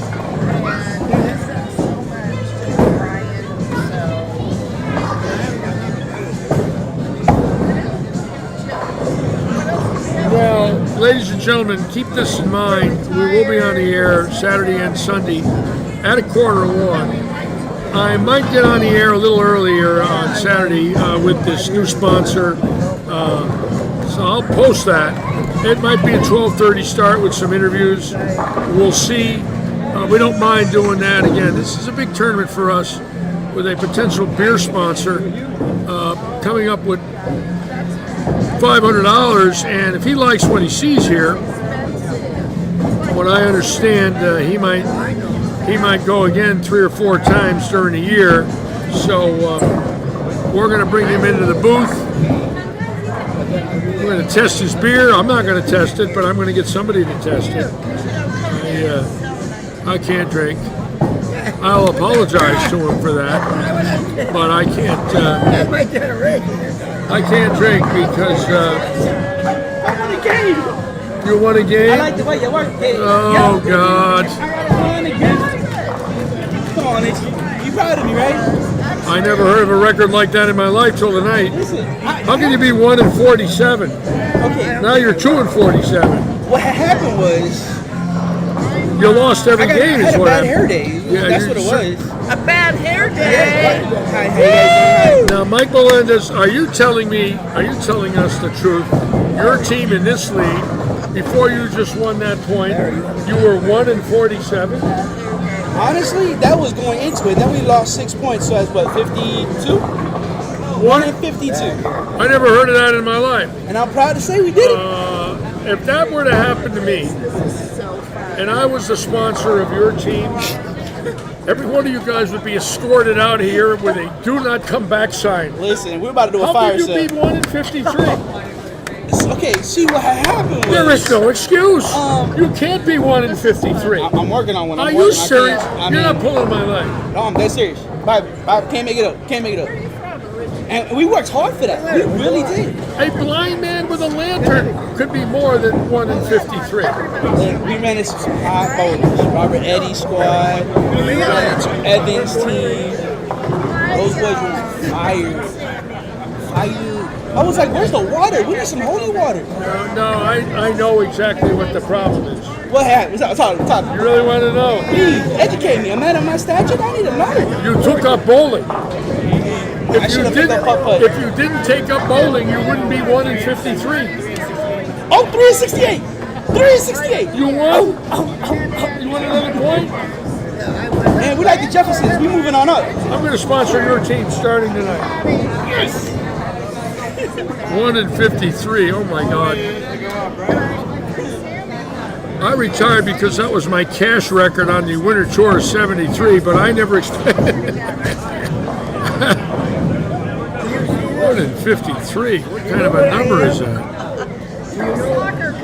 Must be a full moon tonight or something.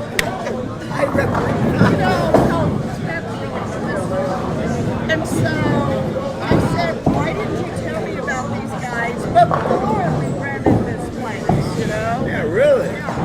Yeah, that's a Rodney Dangerfield right there, Joe Panko. My wife was looking. My wife loved it. I went to my psychiatrist. I told him I'm 1-53 in bowling matches. He told me to rest 2 weeks and then quit. Then you were on the air with I can hear it right now. Yeah, we're Oh, God help us. All right, we're starting game 3 now here in this great league. Again, a fun night with Beth Cooper sitting with me. She's a character. But you should see her run her business. I kid you not, folks. You talk about quite a businesswoman. 250 vendors in a 30,000 square foot building. It's for real. $1 million items for sale. I live in New York City, Florida. It's for real. So I had to come to Florida, yeah. And my wife was with me, and I was very bitter. So the first year I did nothing. And she said, hey, look, you're getting to be a pain in the ass. You gotta get out. So I got it. Hold on, no. Doesn't it take a woman to give you a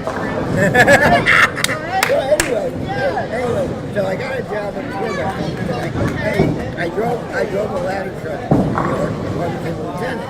Right? So I had the license. So, Again, what a nice 4 days I've had. Barry Asher and I spoke on Monday, and then Dave Sutire and I spoke on Tuesday, and then today, Liberty Island too. Toby Contreras, all PBA champions, legendary figures in their own way in the industry, and it really makes you, grateful for your life when you get your friends that find you and call you. Ernie Schlegel last week gave me a ring, and I just got done reading the article on Joe Hutchinson in the February Bowler's Journal, and in it is a picture of me and Michael with Chris Forey. I haven't been in the Bowler's Journal. I don't read it. I don't get it. There's some personal reasons for that, but it was very nice of the Bowler's Journal to put a picture of me in it. I appreciate that very much.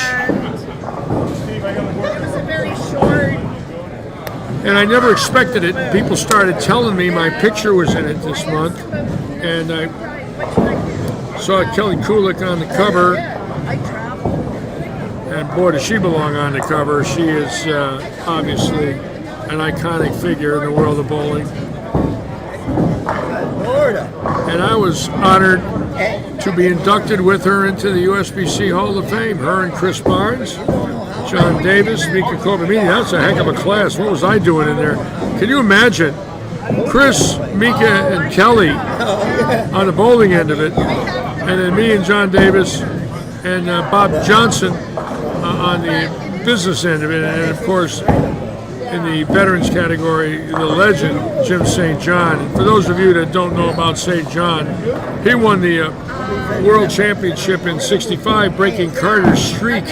Nobody thought that anyone could beat Carter in the World Championships. And St. John came in and beat him.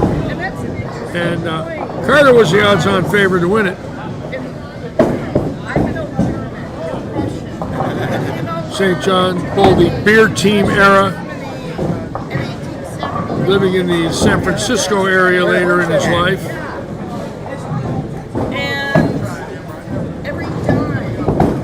Fierce competitor, absolutely fierce. No, but they like to make it.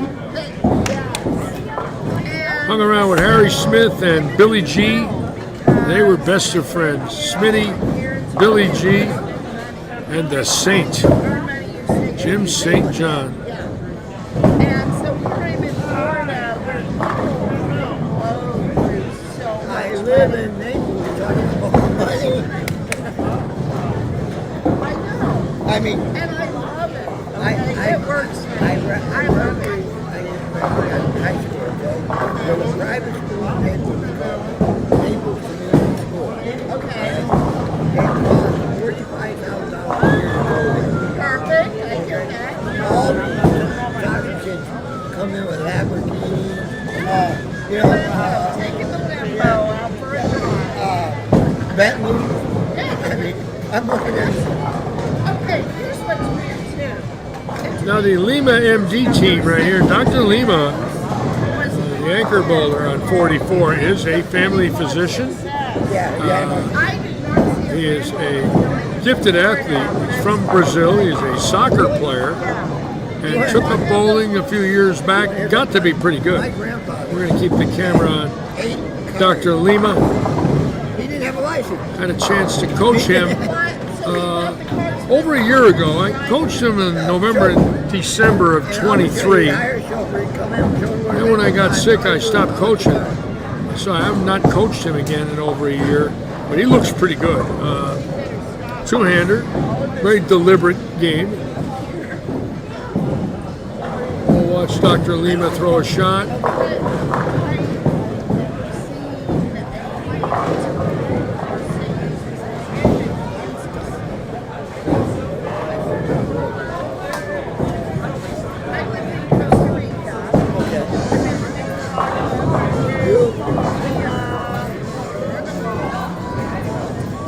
I went through the canal. I went through the canal. Good for you. I stopped in South Africa. I saw the tabletop model. Then I have relatives. Two relatives. And we own better than that's the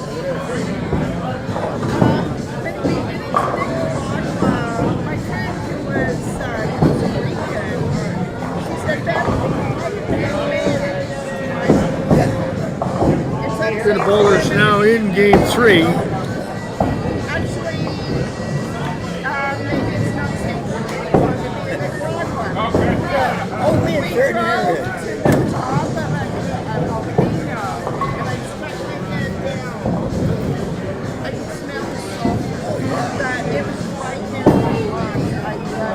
It was a rock. Beautiful shot there from Murillo. That was an excellent shot, fundamentally.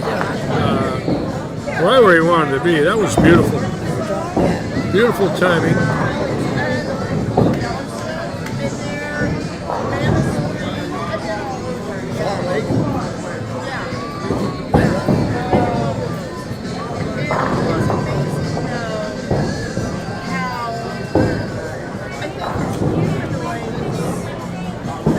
Now, Jimmy Shirk, who I had in the booth a few weeks back,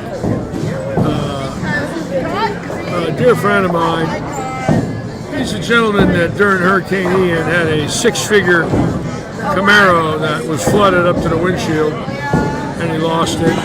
Started crying the day they took it away. He told me he couldn't hold back, and they cut him a check for it, but it wasn't about the money. He loved the car. It was something that was part of his life, and he got totally flooded. It came in so quick. They did not think where they lived that they'd get 7 feet around their house, and just flooded everything. And so many people had that happen to their collectibles. People are still fighting with the insurance companies who constantly come up with delays. And it's just a sad time for a lot of people, even though it's 2.5 years since the hurricane. There's a lot of people that have still are waiting for zoning for their homes and materials, and unbelievable. I hope we don't ever have another one of those. Enough's enough.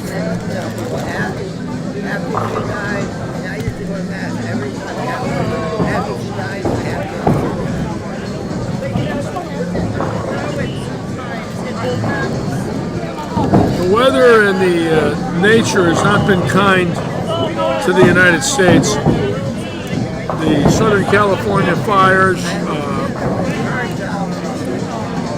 are something that I don't think we'll ever get over.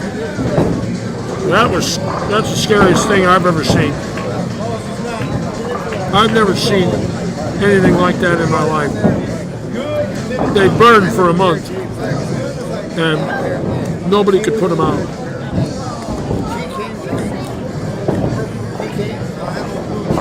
So I think all of us have had enough.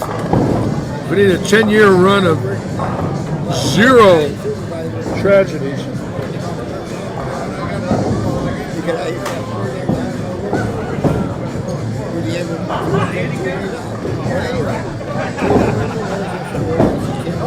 Rick Wilbur, I didn't realize you had Kelly teaching you. Well, obviously, she's an icon, and obviously, she's wore a lot of hats. Great bowler, first woman to win a PBA event, Hall of Famer, an announcer, a coach. She's done it all.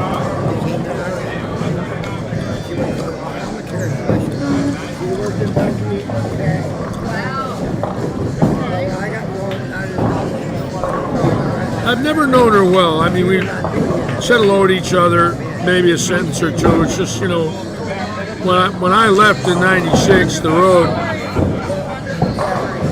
and she came in over that 10-year period, you know, I see her a lot on TV, but I really never knew her. You know, I did talk with her a little bit the night of our Hall of Fame inductions. She was very nice. And obviously I watched her beat Chris Barnes at the Red Rock to win the Tournament Champions 15 years ago, 2010. But she's got quite a resume. She's a USBC director. I think she's a gold coach, an announcer, a staff member, a PBA champion. She's got quite a resume. It's a superstar resume. There's no doubt about it. I mean, how many women can honestly have all those accolades? Good for her. Good for her.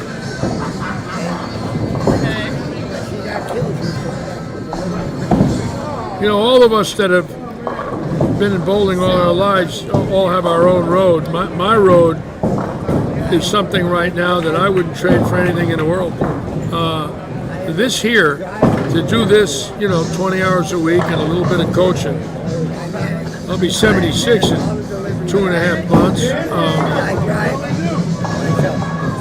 And of course, last year with cancer and heart issues, to be in this position, I am so lucky.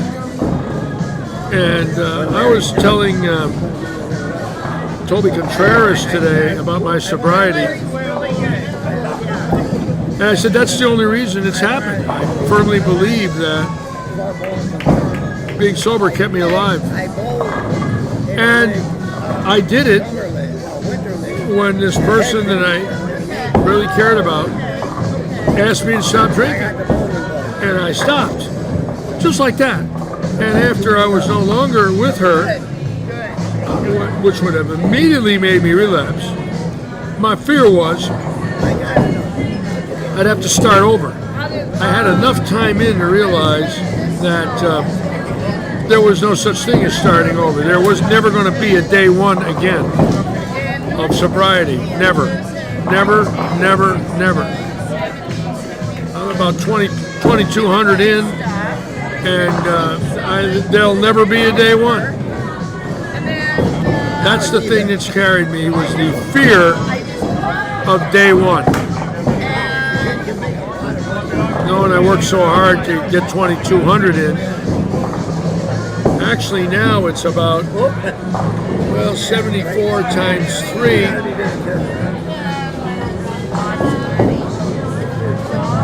About 2,300 days. Figured $15 a day, go add that up. About 38,000. 35,000, it's a crazy number. All right, Conway, who had 300 a few weeks back.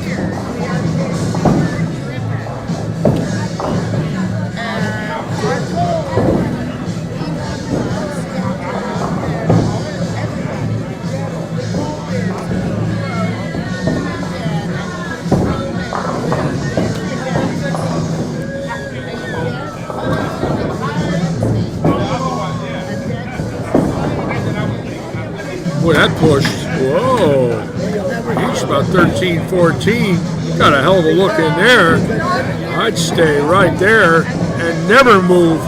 I'd just change ball speeds, maybe balls. I'd keep my eyes and feet in the same spot all night. And just ball down or ball up. Speed down, speed up, and leave it alone. Oh, Billy Seymour tripping a 4.9.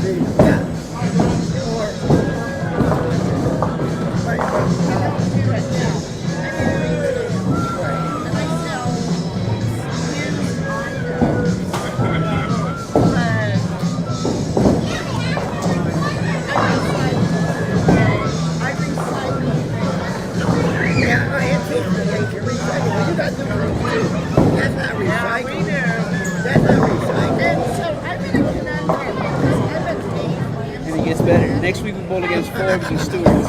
Okay. Yeah? So we're just catching them from all different angles. I'm about to start paying somebody. I'm gonna need a ref or something. This is cruel and unusual punishment. Now there's a guy right there, Tchaikovsky. When he starts striking, it's unconscious. I've seen it a few times. We had the New Year's Day tournament, January 1st of 2024. He bowled 8 games, and 3 of them were 289, 290, 290. He won the tournament. And in this league, he had 34 strikes for 859. So when he gets it going, it's ungodly. It's every ball.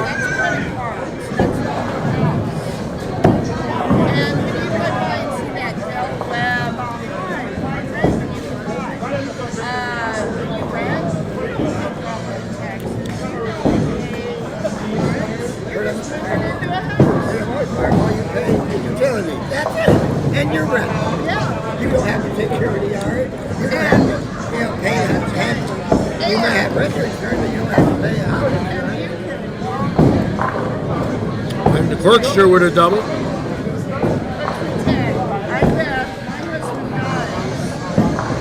Tanya Richards right there, that a girl. Runs our junior league program here with her husband Ron. What a great job they've done. Husband and wife team dedicated to the kids of Southwest Florida. Not only here, but at Bolero while they were there. Friendship Lanes. They've coached the kids all around the region for many years. David Covington, bowling, and I want to thank those folks for what they do for junior bowling. Those kids don't know how lucky they really are having those 3 coach them. They are veterans, and all of them have families and children, and they love bowling. Bowling's been in their lives since they were, all of them bowled junior programs.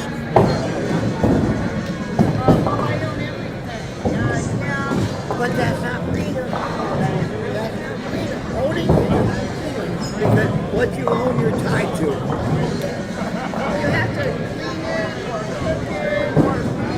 Let's watch Ron Richards right here. Tall, 6'9". And that thing get back. Bowling a long time, 60 years old. Still throws it great. Good for him.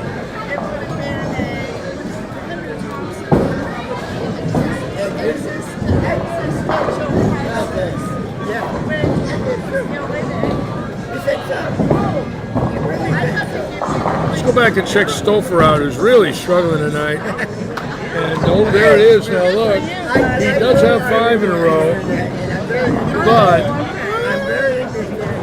I think he has 5. Is that him? I don't know. Let me double check. Can't tell. I think it's 5 in a row. But he needs 300 here to keep that average over 250. I think he's about 430 the first 2. So this is big for him. He's probably changed balls, which wouldn't surprise me in the least. Like I said earlier, he was hitting the pocket every ball with no doubles. Obviously, it was the wrong ball. Not that the ball was drilled wrong. It was his choice to throw it.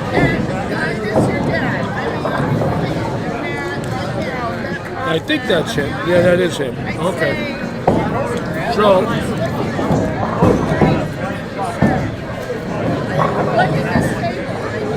this is the time of the year now where he's got to roll the dice a little bit. I wouldn't be waiting too long without striking.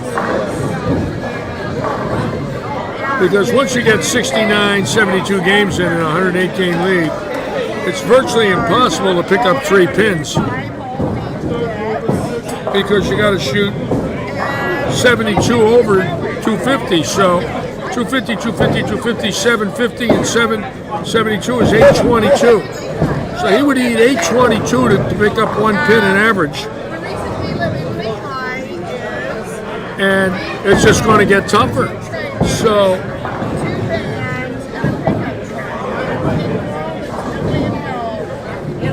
He probably waited about 6 frames too long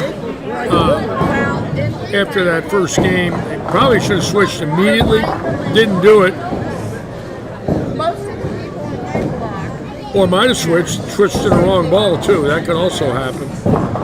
You know, the wrong ball is not that far off from the right ball. He's hitting the pocket every ball. So, but the entry angle is wrong. See, like that one there. That weak 10 for Miller, that ball sets up quick, lays it 40 feet, doesn't do anything. And those are probably all 10 pins. Luckily, he's bowling a blind and not too strong a team. But as you can see, everybody on the team is not carrying. Obviously, it's a tight pair. 9 and 10 is a little tighter than most pairs in the house. It's one of those pairs where there was no bowling for 7 or 8 years when the place was cannibalized for parts. And the other thing is, I believe that low end versus the high end is a lot tighter because of the air conditioning system in this building. I believe that end is cooler, which in turn makes the lanes just a little bit tighter.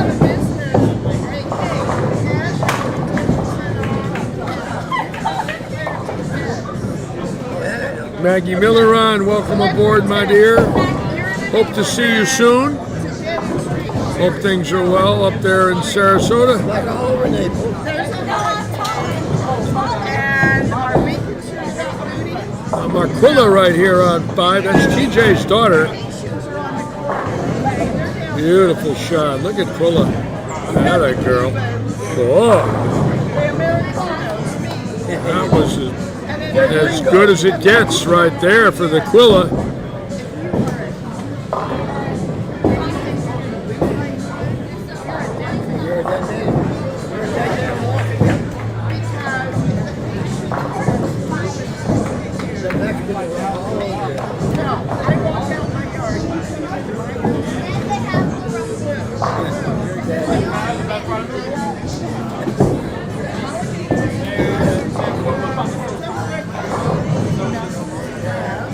I was talking today to Toby about Timmy Tan, a young man from the Philippines. I'm fascinated by that one there. That one there,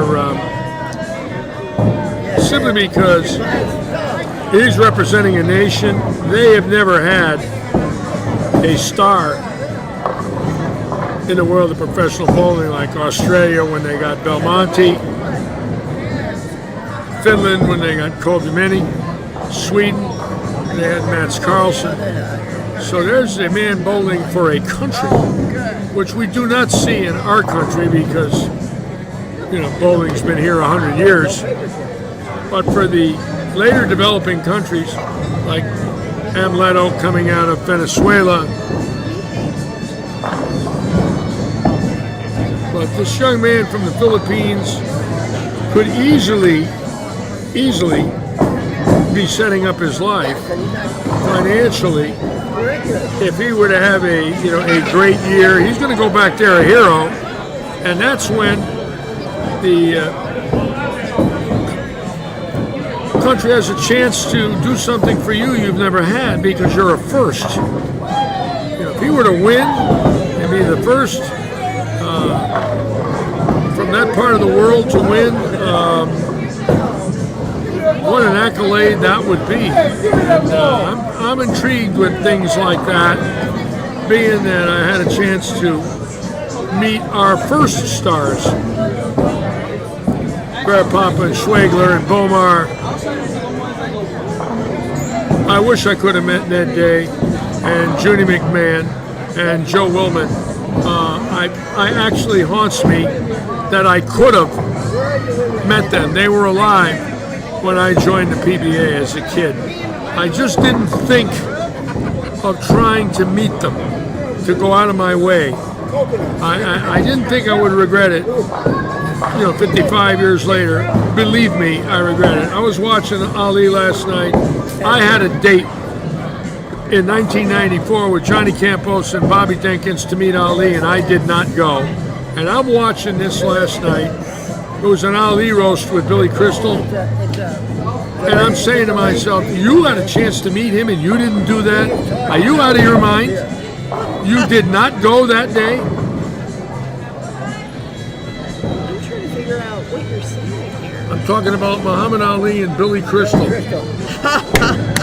I'm talking about the day I had an invite in 1994 to go to Muhammad Ali's farm in Michigan City, Indiana, a personal invite with Bobby Jenkins and Johnny Campos, and I did not go. And they did. And they did, and I didn't. I stopped in Kalamazoo and I bowled at Airport Lanes, and I went to the Air Museum in Kalamazoo, and they went farther down the road and went to Michigan City, Indiana, and had a personal day with Muhammad Ali. And showed me the pictures of it. Oh, it hurts, buddy. It hurts. I had a chance for the front row with Frank Sinatra and Elvis and breakfast with Mickey Mantle, and I didn't do that either. Oh, I'm ashamed to be sitting here. Something wrong with me. Yeah, but it is what it is. But I know you two. I know you two, so I made up for it. Thank you. All right, so here we go. I know Lou and Beth, so it made up for it. Oh, Although I'm second guessing my judgment, it's still made up for it. All right. Fun and games here at Lightning.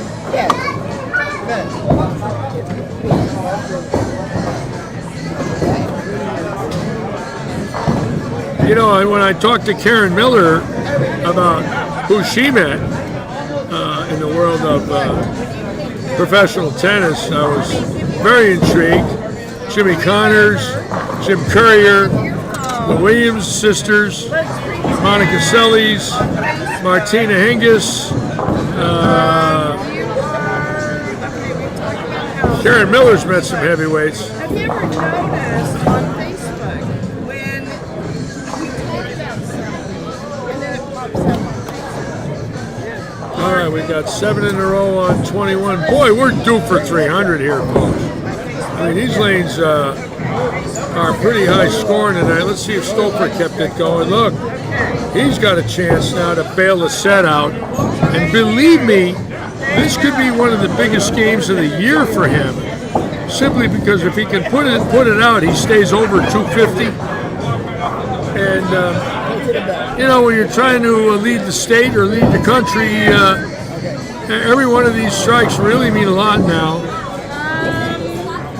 I mean, I'm sure he's not going to lose sleep over it if it doesn't happen, but we all know, anyone who's bowled knows that when you lead your state, or if you're, you know, in that rare circle of leading the country, that's something that you take with you the rest of your life. I never had anything close to that in my life. I was a decent bowler, but I didn't have that. Leading my state. I actually did lead my state, but it was so long ago it wasn't the same thing. I had the high average from 69 to 85 in the state of Connecticut, and then from then on I got bombed every year. But it was 228 for 15 years. And then the urethane came in, and that was the end of that. But I didn't look at it was that special because Connecticut was such a small state. Now, if you lead New York or, you know, Michigan or Indiana, Illinois or Ohio, yeah, I'd say you did something out of this world. In the case of McNeil leading the United States, oh yeah. All right, here we go. Let's see if Stouffer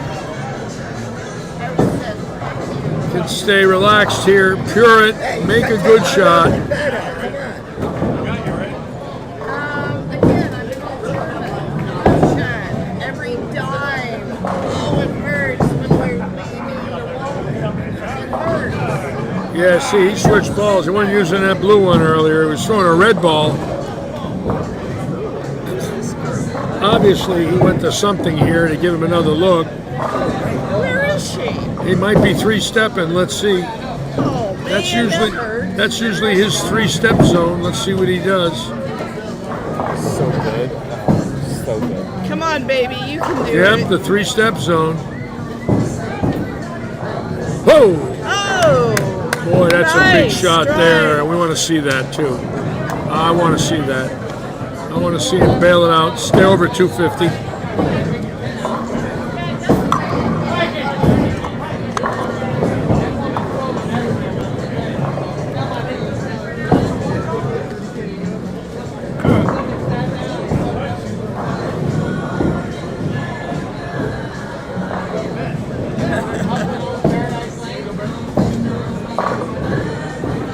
The hammer looking good.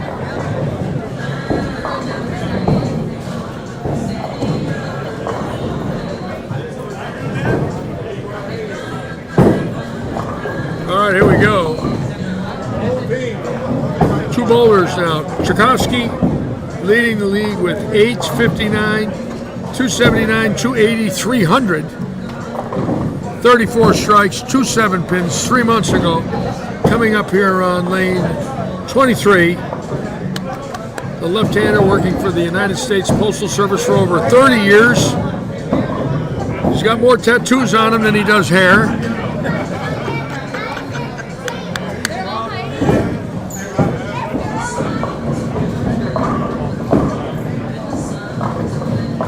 Oh yeah, boy, he's got that look. Check him That out. was clean. That's some muscle That was on him clean. too. That's a big boy right there. Yeah.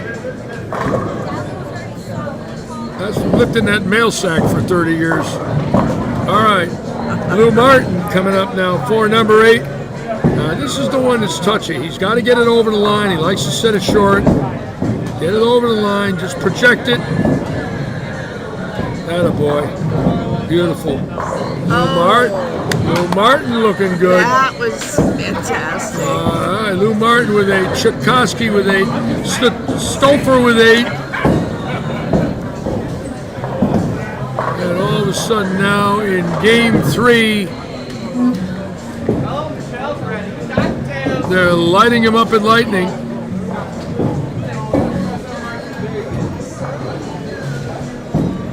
Lighting him up that light. Okay.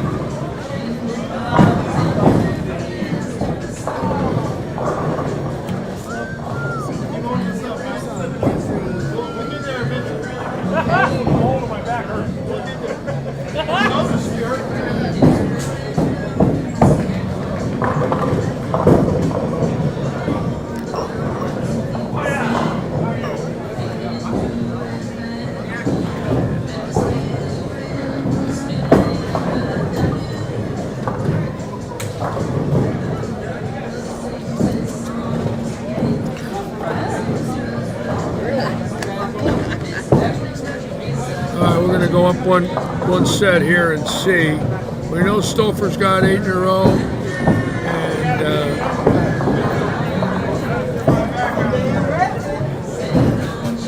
and Lou Martin has got 8 in a row, and I think we have it down here as well. Tchaikovsky's got 8 in a row, so 3 bowlers will be coming up here with a chance for 300.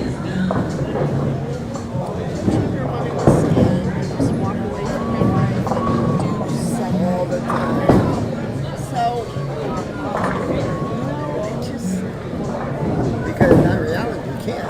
You can't. Not reality. I know. Unfortunately, you're stuck in this bubble. And you can go to the edge of it, but you can't get out of it.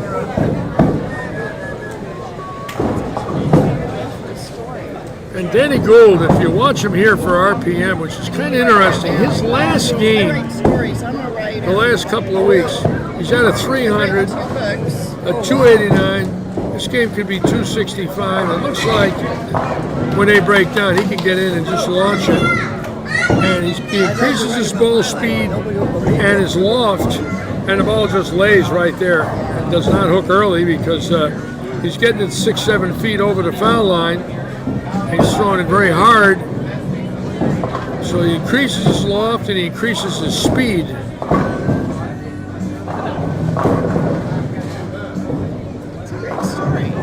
he got the Litchi kiss. It's true. He got the kiss. And you can All go right. to the end, but you can't get out. It's your choice. No, because reality is in the bubble, and on the other side is what you want to be. And it's not there. Now, this is, again, real big for Stouffer. Every one of these shots from now on Okay, now, you say you have a great throw. are more than critical when you're in his position of trying to lead the state and lead the nation. Okay? And that's as good as it gets there. That was just Human nature poetry in always motion. says you're going to be Does not get any scared better of than the that. unknown. Correct. Okay? So when you break through the other side, that's the unknown. That is what's stopping you. And of course, now, And it's a choice. It's a choice. You choose. Life's a choice, right? Yeah, we chose to go to this school. and my dear friend from Rochester, New York, the legend, Tommy Kress is on. Oh, yeah. Welcome aboard, Tommy. Tommy Kress bowled for a major title in 1986. Bowled for the Masters title against Steve Wunderlich from St. Louis. For his second. Not too many of us did that. All right. Will Martin now for number 9.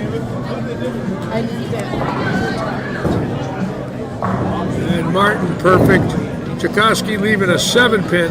So now we're down to Martin and Stouffer with 9 in a row here at Lightning on this beautiful Wednesday night.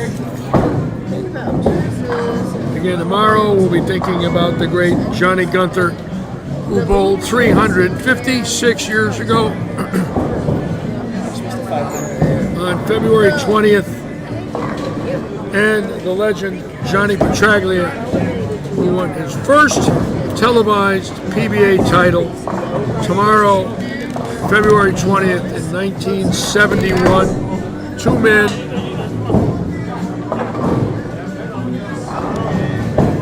That made the ABC telecast and made history. February 20th, a great day in both the lives of the great Johnny Gunther, who won the Good Guy Award several times on the PBA Tour, was loved by all of us. Just a fine, congenial man. Was the best bowler in Seattle until Earl came along, and then obviously Earl became the best bowler that ever lived. But Johnny Gunther owned that title until, I would say, Earl became bowler of the year the second year of 75, when he went back to back. I think the whole world knew that they were watching something special.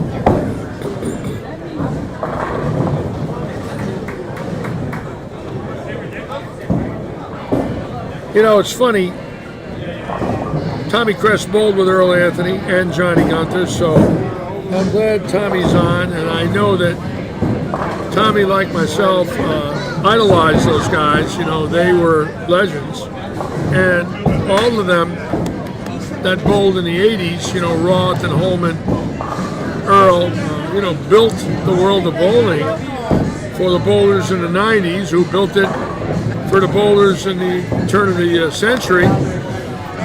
And, you know, Walter Ray and Pete built it for Belmonte and Tackett, and the list goes on and on. But every one of them that I mentioned were the greatest bowlers in the world at one time.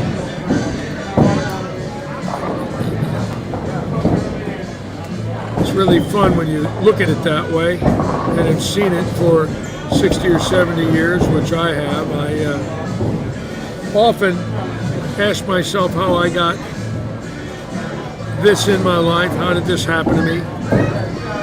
And I know I'm blessed by God, and even though at times when life was not what I wanted, in the end now, in my 70s, I realize how blessed I really have been.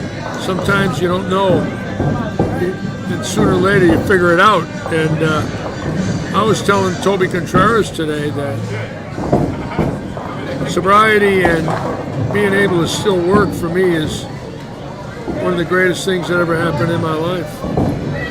It's not about the money, it's about being productive, waking up every day knowing you have a purpose. You know, I'm never going to be rich again, and I know that, but I am rich, and I feel it. It's not about materialism, it's about loving your life.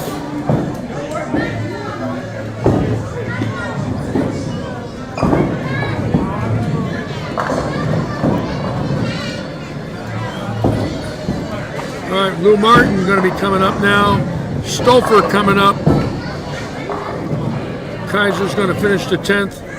Let's go right here to Lou Martin. Fine young man. He's been knocking at the door all year. He's got to get it over the line.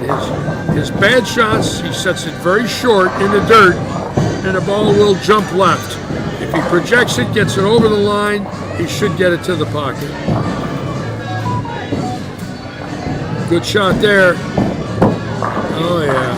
That's good there. That was the real deal. Let's see if Stouffer's coming up. Not yet. Okay.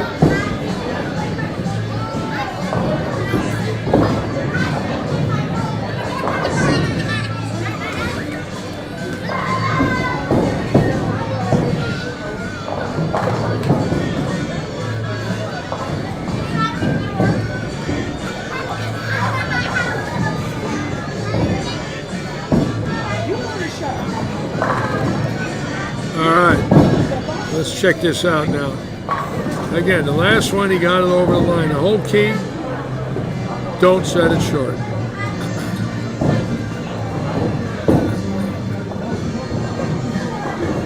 Good shot again. Look at this one. Wow. Come on. Yeah, right. Beautiful stroke there. Both balls, excellent bearing point. In other words, not a lot over the line, but not short. What I mean by short is where you set it on the downswing into the dirt. They don't oil 18 inches. The last place you want to do is set it down to one of them 18 inches on the downswing. It's going to change the whole trajectory of the ball. It's going to flip the weight block into an entirely different position because of instant friction. These balls were not designed for instant friction. They were designed to skid to the right. Here we go, Lou Martin. That's 10 in the pit. Watch this one. Oh, oh, oh. Wow. Don't get any better than that, folks. All right, let's go to Stouffer.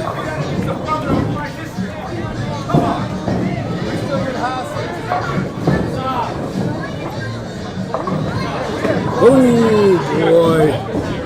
See, that's what he's got to watch out for. That's the 4-pin. That's the 9-pin. That's a 4-7, a fast 8. Now he's got to think. You know, do I give it a little more speed? Do I move the board left with my feet? Do I give it a little more loft? Or am I going to throw it the same way and it's not going to go high? What's he thinking? Now we know he can get it to the pocket. I would be surprised if he misses the pocket here. But speed is very critical because he's taken 2 steps away from his approach. Sometimes he's 5, sometimes he's 4, he's 3, he's slow hooking it. He's got to be very careful because we know the pair has broke down, obviously, from where he started tonight compared to now. He's probably at least 15 boards left with his feet. Oh yeah, standing with that left foot on 40. Didn't start the night there, that's for sure. This is for number 11.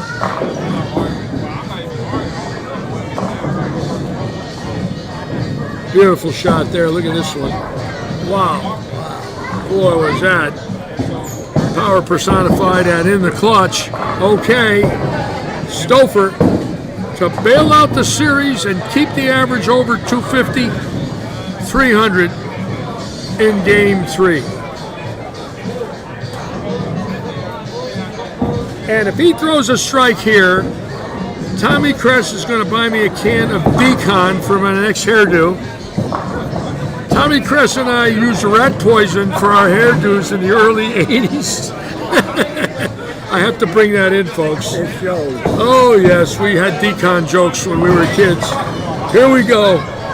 Stouffer for 300. I wanted Tommy Kress to hear that. Come on, David, make a shot now.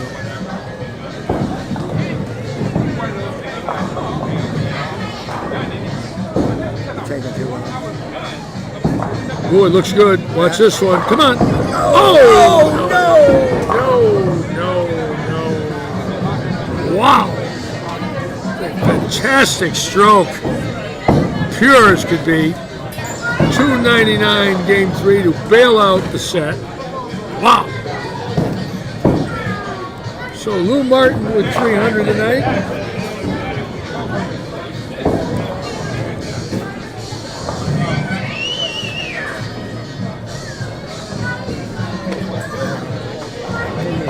How can you hit the pocket like that and leave that? Oh, he threw that ball great. All you can do is execute. Couldn't show it any better, but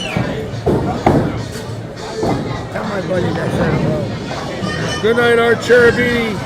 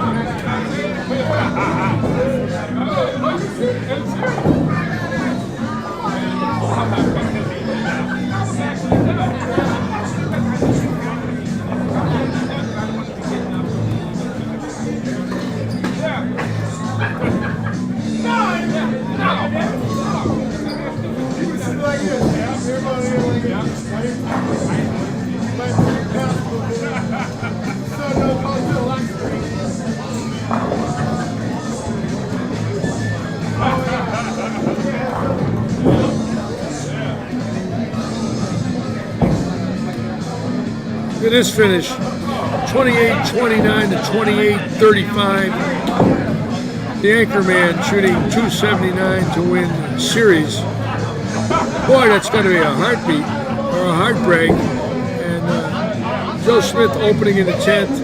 If he spares the 10th, they win series. They did win the game, but boy, just goes to show you what one ball can do in this league. And it could be big money at the end. You know, there's 9 spots available. This team could get into one of them last 5 spots. They're a good team. but they can't give away games. Look at that. They lose the series by 10. And look at the 1-pin miss there for Jared. And that's all it takes. One pin spare cost him series. I preach it every week, and I always will. Look at Prushnik here with Coastal. Coastal's getting beat right now. To the team out of Lake Okeechobee. I think they are.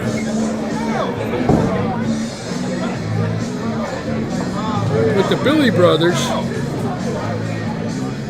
You won 5 points. You won 5 points. Watch out. Watch out.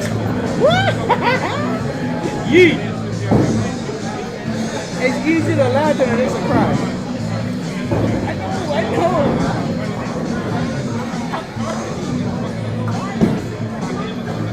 Last 3 weeks, Mike Melendez's team is 7-65. Out of 72 points, they got 7 wins and 65 losses. How's that one? 7-65. That's enough to make you go back and drink if you've been sober for 7 years. You got that right. That would force a lot of people to go right to the bar. Heck yeah. Right after they went bowling. Right.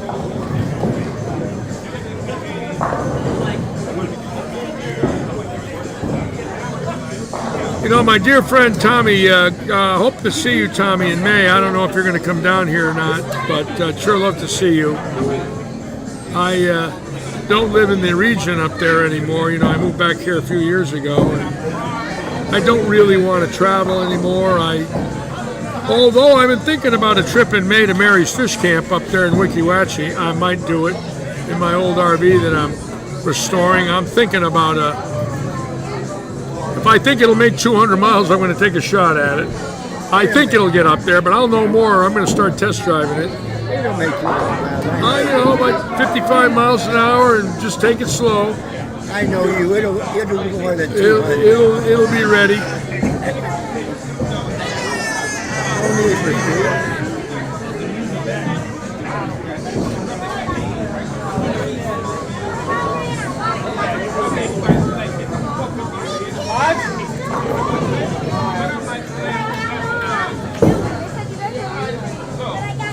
It looks like the Interstate Battery team putting a hurt on them here. Oh yeah, they're going to win. I don't know, 28-50, 28-40. Oh yeah, it looks like they've got a win, and they're in the hunt in the top 9. So that's a team there. Look, 230, 160, 250, 260. You know, 160 in there for Laura, who really bowled good the game before.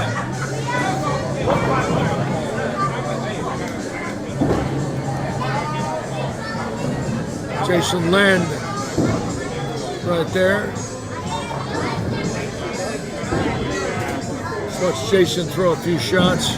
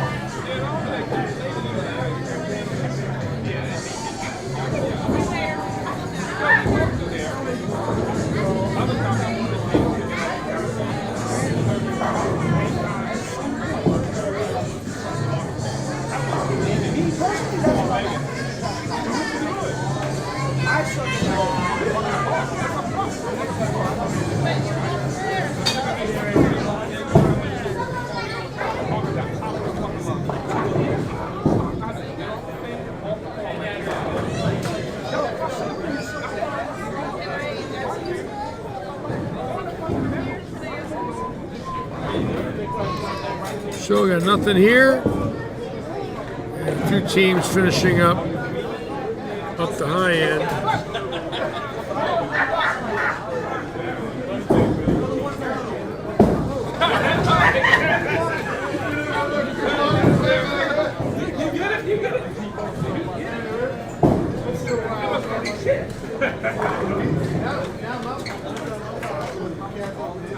again, this is a great league in its 6th year, sponsored by Oaks Farms. I want to thank Alfie and Robert for doing what they've done here at Lightning Strikes and in Fort Myers. The tradition of bowling has come back so strong in the last 6 years here with these great leagues and great sponsors. And because of the major sponsors like Oaks Farms and Audi, we now have Paradise Vintage Market right there with Brian Copeland on 29 and 30.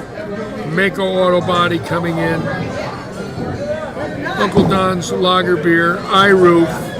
And that's what happens when local businesses see big name businesses involved with sponsorship. It's like the birds go south. They all want to join. So they see Oaks Farms, Iroof, Audi. Yeah, something must be happening at Lightning Strikes. And it is. It's happening at Lightning Strikes. It is a fantastic bowling center, a great owner who somehow beat the odds where everybody really made fun of him, some 6.5 years ago, laughing that he bought an antiquated dump. And he did. But he turned it into a palace. It's the most amazing story I've seen in my career. You very seldom see a building in foreclosure get bought where somebody comes in and puts millions into it to bring it back, to life. And he's done. And when these approaches get replaced this summer, that is a major step towards the new lanes that are coming in a year and a half. They're coming. New lane beds, new approaches. This will be a premier bowling center, not only in Florida, but the United States. It wouldn't surprise me in the least if he bid for a major and got it. It's that possible. When you got 50 lanes that have been remodeled from front to back, it's possible. Possible for a U.S. Open or a PBA World Series of bowling. You just don't know. Anything could happen.